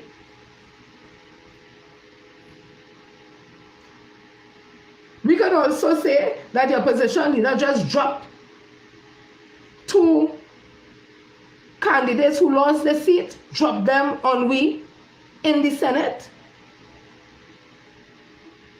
all them drop thing and drop thing and drop who drop whatever. So we can get over that, or they couldn't get over what Dr. Rowley, quote unquote, always say he do, and pull it together, but already deceitful Somalia. Because in Tobago, when there was the caucus, all they had all they say. When all they come in the General Council, all they should have keep all they say. All they should have said, oh, they're not accepting Stuart Young. Let it trash out there. That's what General Council for. All they stand as 121 or whatever it is, and all they sign thing to say, all they agreeing to support Stuart Young, and then all they cut up the man, some all they cut up the man after. That is my opinion I give in. I understand it was asked, or it was asked to stand up. It is alleged that the Prime Minister at the time, Dr. Tekk, asked if I bully all, I just paraphrase, and I bully all, I tell all they say, all they stand. He said, all who say I bully this one, keep standing. But if he did bully me, I would have stopped, I would have keep standing. If he did bully me and I didn't want Stuart Young, I didn't want this one, I was keeping standing. But it would have end up drag down me a business, I would have keep standing. And all they sit down and move like if all they support. And when all they go out on the campaign train, somehow all they dragging, all they going out there to all the bad vibes and bad spirit, and all they get the constituent members and confused. And all they want to build back with a black party. Who financing that black party? Anybody interested in any black party that could go anywhere? So they're only looking for black people. The same black people was in the Black Caucus. The same black people who was in NJAC. The same black people that said us pull along one another. Them black people are they looking to help to build back the party. So are they going to rename the party? It's not People's again.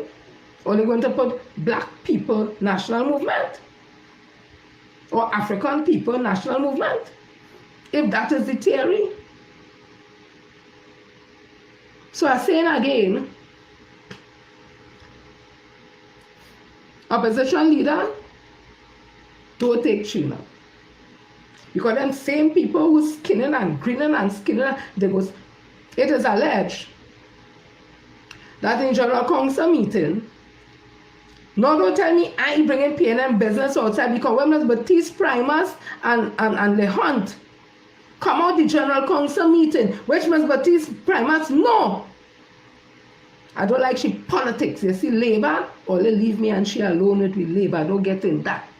You see, she politics, I talk about the politics. She very well know that nobody could have dare come out of a PSA meeting where she sit at the head of the table, a part of the executive chair in the meeting of a PSA General Council, and they have a disagreement, and then come out on the road and go and tell the newspaper and tell that you're mad, you would have been suspended, you would have been hauled in front of the General Council, they'll have a tribunal and all, and suspend you for that, because the only spokesperson is the President of the Union. So when I saw Ms. Baptiste Primus out there talking about what happened in the General Council, all over TV, all over radio, with Leon by his side, a man who it is alleged, because he couldn't get away, he walked out of public utilities. He was serving this country and the citizen of this country, and he walked out from the job because of something he get or should get with some meat and something it is alleged. All they tell Ms. Baptiste Primus, nothing, all they coming to cost me. I is just an ordinary member who does vote PNM. Don't watch me. Talk to the opposition leader. Talk to them and wrong her and get it into the head. No black party. The PNM is not going to be rebuilt as no black party. That ain't going to last. It goes nowhere. So all they prefer to burn it down, mash it up. Then all they know different than what we talk about the UNC. And that's another thing. When I used to be talking, or we talking about the UNC, and we dragging this one, that one, all they didn't have a problem, all they didn't like it. Only they love it too bad. When we say it is alleged, Kamala Prasad says are drunk. When it is alleged, she this, she that, only they love it. Only they love it. Only they have a problem. When I call UNC racist, and the things they're doing is racist, and the comments the supporters making racist, only they have a problem, only they like that. But now for the party that I know is the only political party could take me out. They want people say it out in morass and confusion that is sure the UNC going to pull me in. And I talking to strengthen the party because you're not seeing strength all over. You have a next one like he's penny panty. As you say something, he jump out.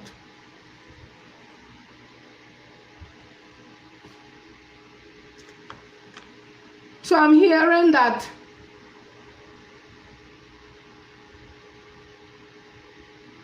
Nelson Mandela was quiet, but when he talked, yeah, because he had a commanding presence.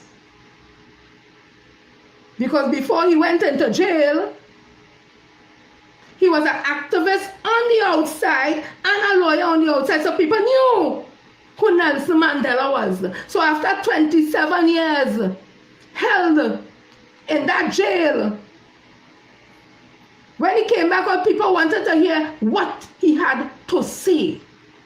And the Nelson Mandela who walked out the jail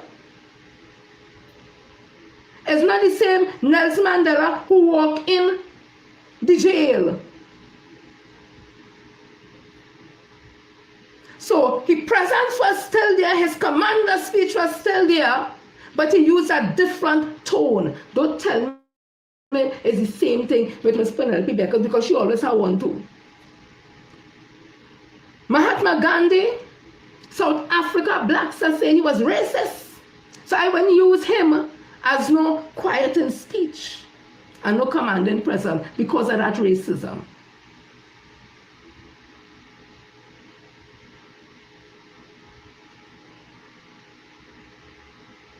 Mia Motley, when she speaks with authority.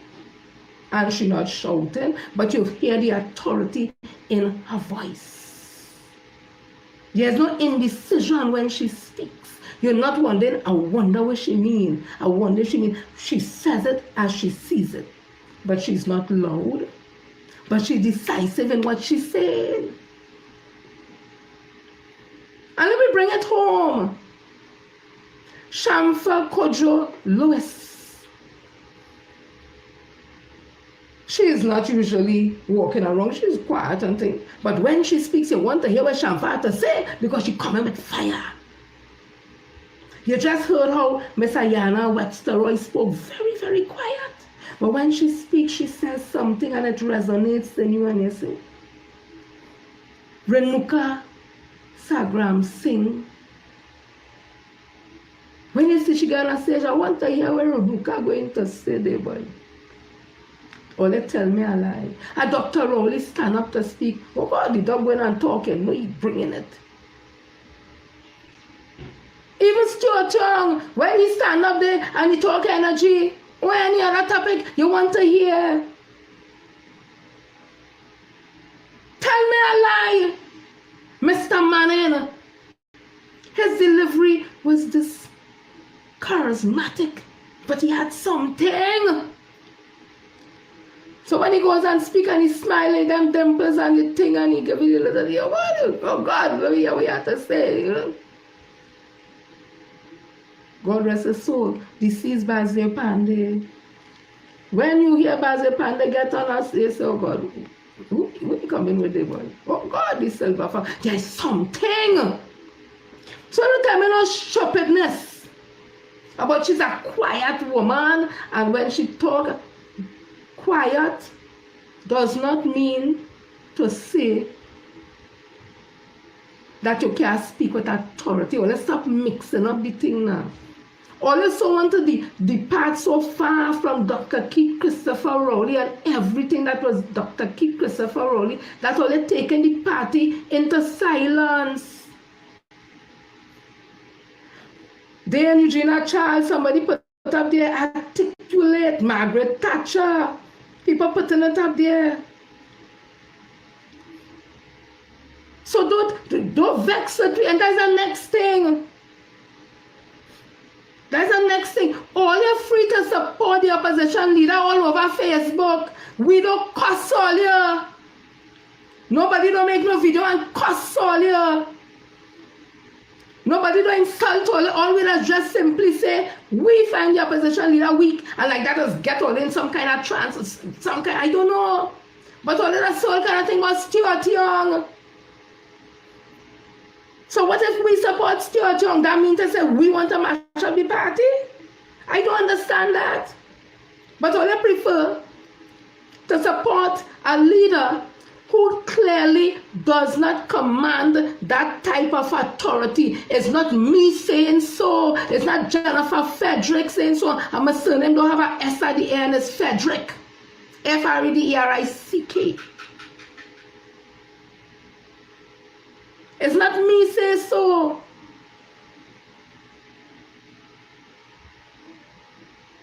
So why are you vexed with me? Let me have a discussion now, but all is so, I don't know who put that in all your head.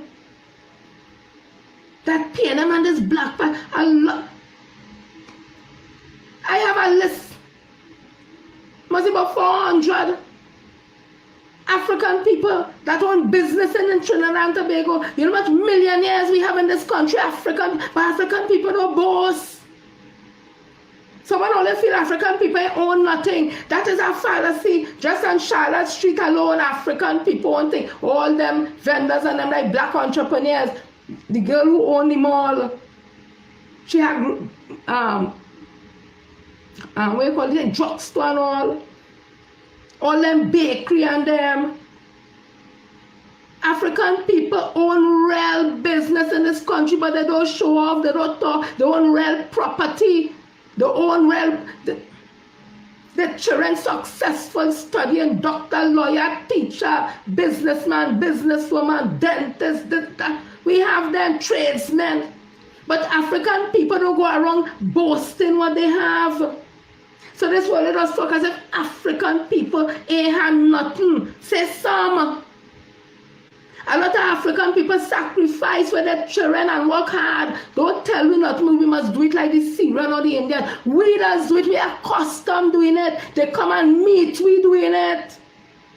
And we just do it quietly. The single mother with the children. And you ain't know the morning they get up. It's some sugar water they drink. And they share the bread. And they go to school. And they learn. Because in their mind when they get big and they're working, they could buy a house for mommy. They could take care of mommy so mommy never had to be hungry again. It has happened. It have men that see about their children to make sure the children go good because the woman gone. Or something happened and make the children come out something good in life. It has happened. Why Ola doesn't talk about them things? Why Ola doesn't talk about the successful black man and black woman and the black children? All Ola does tell me is negative, negative, negative. But black people ain't had this and black people ain't had that. And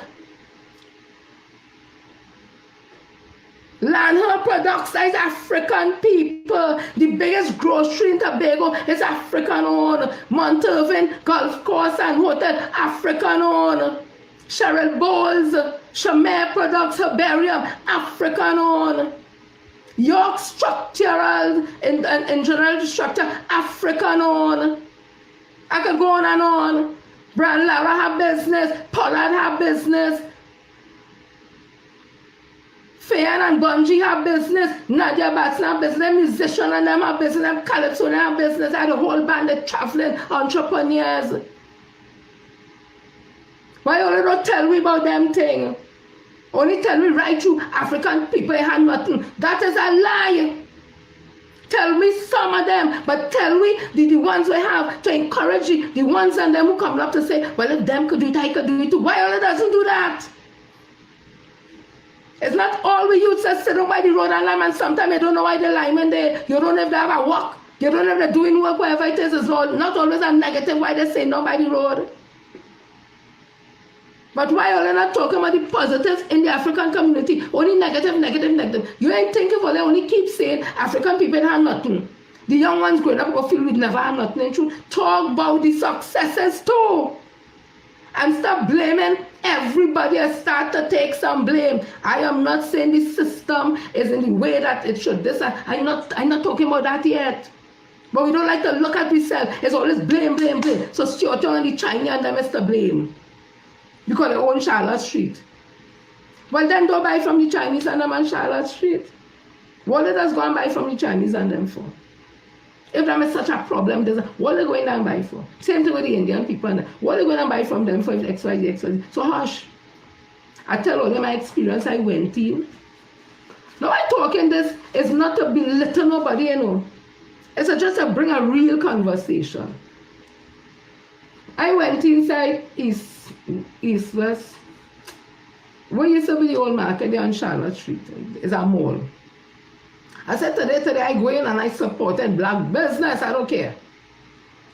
As I walk in, the place hot. I said, oh yeah, hot so. Because usually walk in a mall, you feel a coldness, you know. The man tell me it's air condition, but people they want to pay, they want to put up money and pay for it. So everybody pull square who put their own internal air condition unit or who have a big fan. I say, okay, all right. The place hot. I was looking for some flag for my pumpkins because he loves flags. I go in the store, the woman eating. Good afternoon. Do you have flags? She answered me, yes, she do so. So I follow she head. I look up, I see flags on top of this one. That's okay. I say, what's the cost of this one? She tell me. No, I want to know the prices so I go know how much I could buy. Big one, middle one. How much will you need? By the time I go to ask you for the third one, she asks me if I'm buying something. You buying something? I say, here what's going on to myself. I say, look, you see me? I come in here, I don't sweating. You give me attitude like if I come to beg. Here what? I go across by the Syrian and them. I say that in my mind, and I walk across, and I go across in Emeralda, wherever, and as I walk in, cold breeze. And nobody to give me attitude and all kind of thing. Yes, miss, can I assist you, whatever. Who you blaming for that? The Chinese? You blaming the Indian for that? Who are they blaming for that?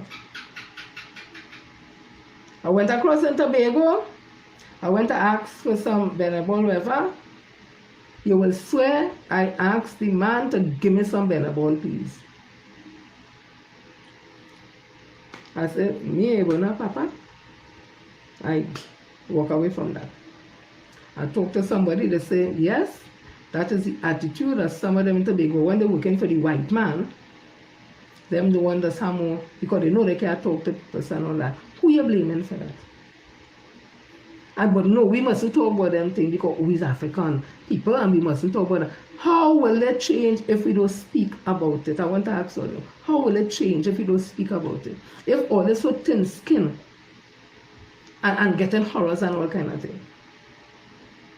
I just asking a question. Yes, Eastside Plaza, right?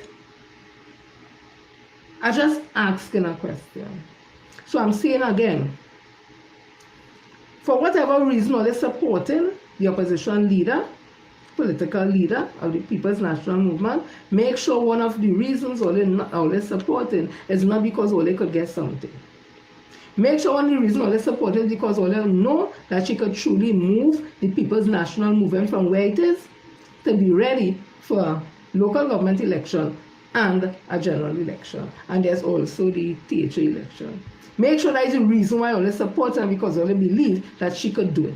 And not supporting her because all they could get something, and because all they don't like Stuart Young, and because all they don't like Dr. Roy. Because I will tell you something and I will say it again. Some of them who talking black. Dr. Roy is the blackest prime minister we ever had. Skin color. It doesn't matter, he was an intellectual. He was a black intellectual. In fact, he used to be because he was in university at the time, a part of that whole Pan-African movement and all that. So he know blackness. He was in the People's National Movement as the Prime Minister. And all they allow people. The only people used to come out and defend Dr. Rowley from in the PNM, it used to be the Women's League. Miss Camille Robinson ages. Or they allow people to drag the same black man, while they talking about PNM as a black party, the black man, the blackest man, call him rapist, call him pedophile, call him Rottweiler, call him dog, call him this, call him arrogant, call him dictator, call him this, and what, and what? Or they want to tell me no about black party? Are they serious? When Kurt Allen sing his song, it's your turn now, and he said inside of that Dr. Rowley would have, there's a word he used, and when we interpret it, mean he. All they say nothing, all they sing is your turn, Kaiso, Kaiso, the last badge on a calypso, Kaiso. But you know what? Opposition leader is your turn now. So your supporters and them can get vexed. Tuso doesn't really like so in truth. You want the work, you come for the work, you have to be able to take criticism, constructive criticism. And tell your supporters they're turning off people. Stuart Young supporters are turning off nobody, you know. Because we're talking about the fact that he can bring what he could do, how the party could open up.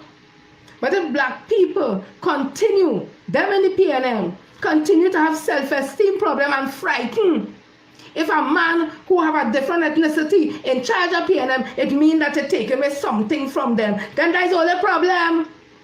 If all they have insecurity about all their blackness, and if a person of a different color, ethnicity in charge of the PNM, it means to all you, like it would take away all the blackness from all you, then all they're weak. Because no other race could take away your blackness, take away your heritage, take away your culture. It's you have to allow it. If you stand proud in your blackness, and yes, I'm proud to be black, and I will say it again, the PNM is not about no black party. The supporters, yes, might be a majority of African people, but it's not, that will make it a black party, because a black party cannot exist in a cosmopolitan country. No investors in running into that. What could Ms. Beckers, as much as you all love her, what could she bring? Show me what she could bring to the People's National Movement. Or to be honest with all yourself now. Or is it an agenda? I don't know. Is it an agenda? That it's have a clique, it's an agenda. I just want to ask you a question, something. I want to ask something. If the UNC brings legislations, because remember the UNC brought to the Senate for the first time in our history a transgender, Ms. Julie Leal, can't remember her name. A transgender, meaning was a man, and whatever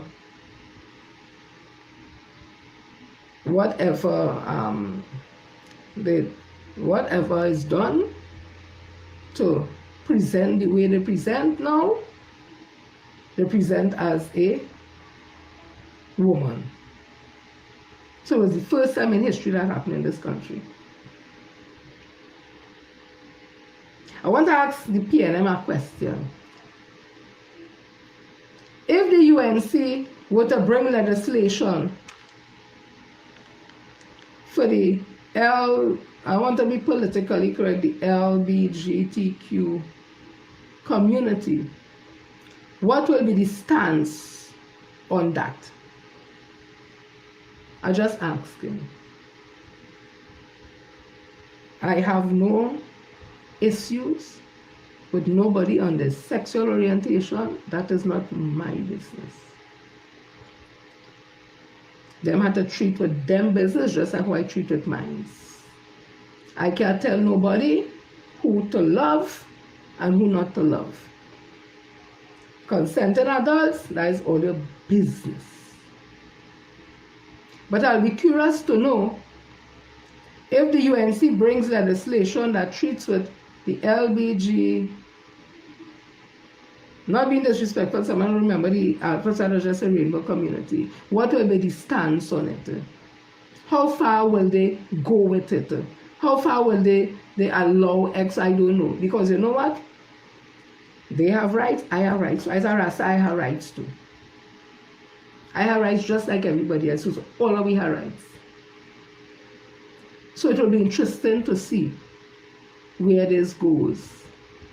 And if people are afraid to have that conversation, mean free, because at the end of the day, it's human beings we're talking about, whether they gay, they bi, they tri, they fluid, and all the other terms they use, whether they address as they, and all the pronouns, whatever it is human beings you're dealing with.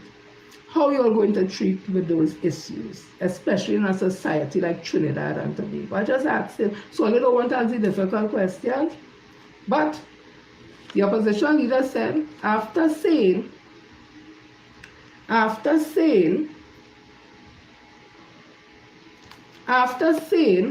that, basically saying that the Florida stand your ground laws are working, and knowing that that is what the UNC basing their stand your ground laws on, says she don't mind collaborating with them and in consultation with what, who UNC gonna consult with. They don't consult with the people already. The people who voted for them voted for stand your ground laws. I mean, do we know next consultation?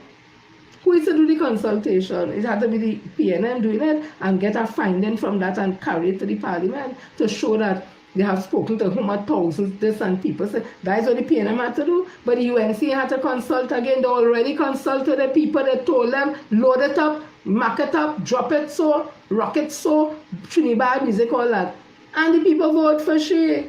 That is she consultation. So what consultation you looking for again, opposition leader? You is the one who had to go and consult with people out there and find out if they agree with that and tell them about the Florida experience and all that. That is your job to do. UNC going to do nothing again. As far as I'm concerned, them get a mandate. And them doing what they do. You think they have time to study 13 in the PNM? So I'm saying again, don't use up all the energies to have problem with who supports Stuart Young.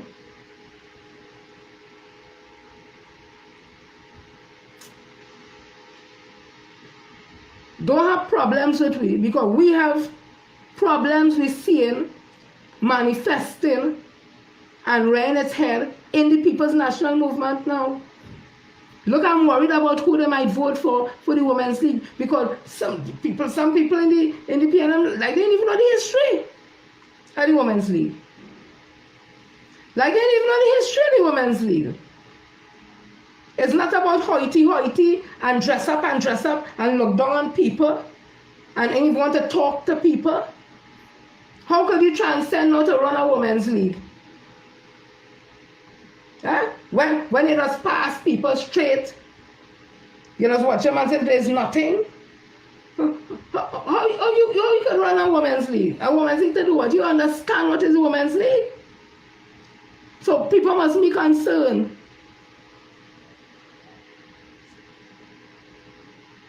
If that is a new PNM, all you want.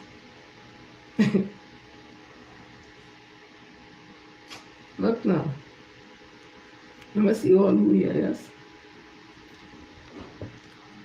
Sadie, Kim, Joel, Kiki, Yvette, Diane, Andrew, Pearl, Charles, Rosemary, Lennox, Lucy, Gretel, Ruthven, Melis, George, Webster, Lisa, Leslie, in fact, Stephen, Andrew, Lestra, Diamond, Trini, Jewel, Kathleen, Angela, Rodriguez Lacroix, that's Lacroix, okay.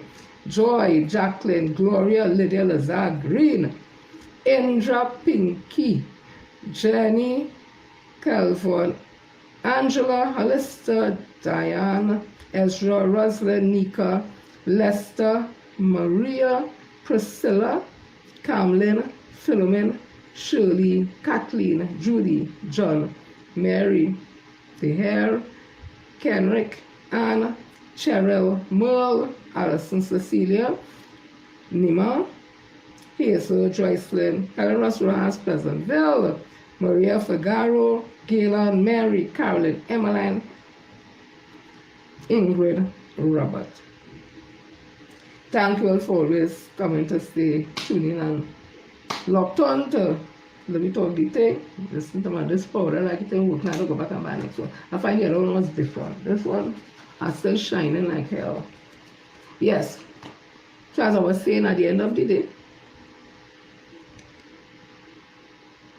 getting vexed with people who support Stuart Young is not the issue.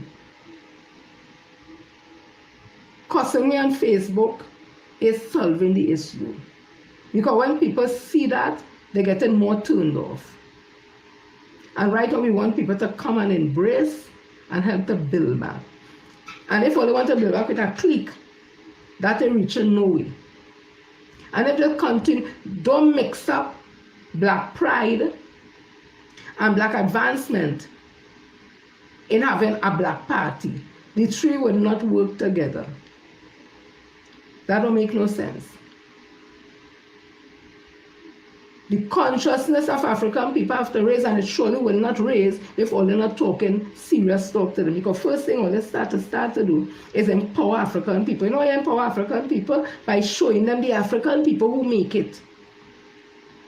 Because if they see Tom make it, Harry make it, Jane make it, Judy make it, even though they had hard times, even though they had bad times, it might tell them, well, if them could do it, I could do it too. That's the first thing all they have to do to start to empower African people. Show them the examples they could follow. Show them the role models they could follow. That's how we start to empower. And then start to encourage them to take opportunities and the programs are there. Not everybody academic. Guide them onto the program. If you know this one does build something, this one is a plumber, just help them to organize themselves into a little business. The girl who has comb here good. She's the hottest thing, all them fellas going together in the cornrows. Encourage she to start to charge a little thing and start to comb children here too to go to school. Soon she could have a little place where she comb in here. And she specialties, all them cane roll styles. Going right by Pennywise and buy the little grease and thing, start to shampoo here. Let them know that when they start to make the first $20, the $30, you're not excited in us feel, but to start off, that's a nice small money, but when they do it and they actually get the money and see the money building up, you're not excited in us feel. Make them feel they could do it. Wash the children clothes, you have a washing machine, you have tanks of water, you might have people in there. Let them wash the little school uniform, do the little laundry. Some people like to press, iron the thing, and have them there. People pay for that. That is business. I tell you, I know a family, a young couple, the husband, he damaged his back, but he not that he could walk and everything or whatever, but like certain work he can do. She do it working, she does clean house, she's a domestic servant, cleaning house. You never know that. She training them well-educated, young people I talking about. And she dressing and she thinking whatever, normal, nobody knows. Encourage people. Nothing wrong if it's a domestic servant cleaning 3 and 4 at the Syrian house or the Indian house or the Chinese house. It's a work. Because it mightn't be good in maths, it mightn't be good in academics, whatever, but you could clean out a house good and you get paid proper. What is wrong in that? And it have people that clean government office, let's call them maids. And in the hospital, it have maids also. Where's the difference? The name of the building, but all they're making them feel that I small, blah, blah, blah. You're supposed to get more money than that boy. So start to empower them from there first. Start to empower them from there. And as somebody saying truth, you're 60-something now, you're stuck in your ways. By the time 2030 come, you about 67 or some kind of thing so. And you going on, all they're always talking about the young people, bring young people, bring young leaders, bring young people. It's like a young man, they're 50 years old and all they reject that. So they are always talking about the young and young and young. All they want old people, okay. See how they connect with the young people. Or let us give conflicting messages. Or they could deny the ground sweep, whether or not it's Rowdy that bring him and he just drop church and we and that time. Or they could never deny the support that Church Young had on the ground. But the young people, some of them can't even vote. And all they see it, in my opinion, that is what hurt all you and frighten all you, because all they can't go nowhere and get that kind of support from the young people. That is my opinion. And when they see that, some of them, and jealousy step in. Instead of let's study, let's go build the party, make the party grow bigger. And when we go have work at the end of the day, we could continue to serve the constituents, we could continue to build this country. So by the time everything, ting, nobody needs to study Wednesday again. Instead, that's all they make all the basic instinct of ego and hatred and jealousy take over. And today, the PNM in opposition with 13. Earlier? Yes, I was intrigued because he talking the language, he's different, he communicating, that way hurt them. I see some of them facing Grandy in the meeting having Grandy. When Prime Minister at the time children walking in and people mobbing him, he take a long while before he reach on the stage, not because he want to show off or he play, it's because the people in line him pass. Everybody want to hug him, touch him, take picture, and like that bother them. So they must say, we can't allow him, because if he become the prime minister in this country, he might be prime minister, he's young, he's 50 years old, he might be prime minister for 5 years, and then the next 5 years, and then the next 5 years, and what will happen to we? That's my opinion. But when they sit down there, what will happen to all they know? But all they have? What all they have? No. All the penny panties and them. Who said there's man? All the penny panties. What they have? Or they continue pushing, and this is figuratively speaking, continue pushing at their horse, dress it up. It's like a before I go, it's like a boxer and he coach. And the boxer getting licks, put up, and every time you go in the corner, the cut man and the coach says, don't worry. The man could hardly see out the eye. He could hardly see out the guard come out, his mouth, his teeth like a thing. And he goes, don't worry. You have him on the ropes, man. And when you look at the next boxer jumping also.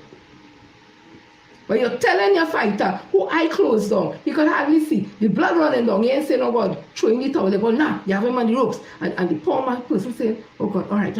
And going back and but come back staggering so. You say, yes, man, you have him. And the next fighter jumping around so. That is all they're doing. All they're doing are injustice to Mrs. Penelope Beckers, because they're setting up the woman for failure. And I feel that is what, in my opinion, that is what it's about, set you up for failure. Tell the woman the truth. She can't learn no new tricks now. She's setting she ways. She's 60 something, she's setting she ways. She ain't learning no new tricks now. What she didn't do back then, she can't do now. And anytime she do different than she do now, then she blasted deceitful. Because you can't be pretending, and then when you reach there now, what you see is what you get and what you will get. And that, in this times, like for long time days, in this time, you have to have commanding presence. You can talk easy, but a commanding presence.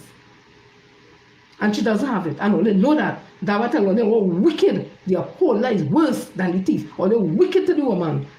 To be feeling she that, yeah man, you have it, yeah. And only know to all herself, she ain't ready. So people, have a blessed one. I love you all. See you all on Friday. Go spend a comment something, press something. You just say girl Jenny and sister Jenny, Auntie Jenny. If you want to get formal as Miss Jennifer Frederick. And I need to show you something. Hi Lucy. Hi all those who love to and love you all. Go on.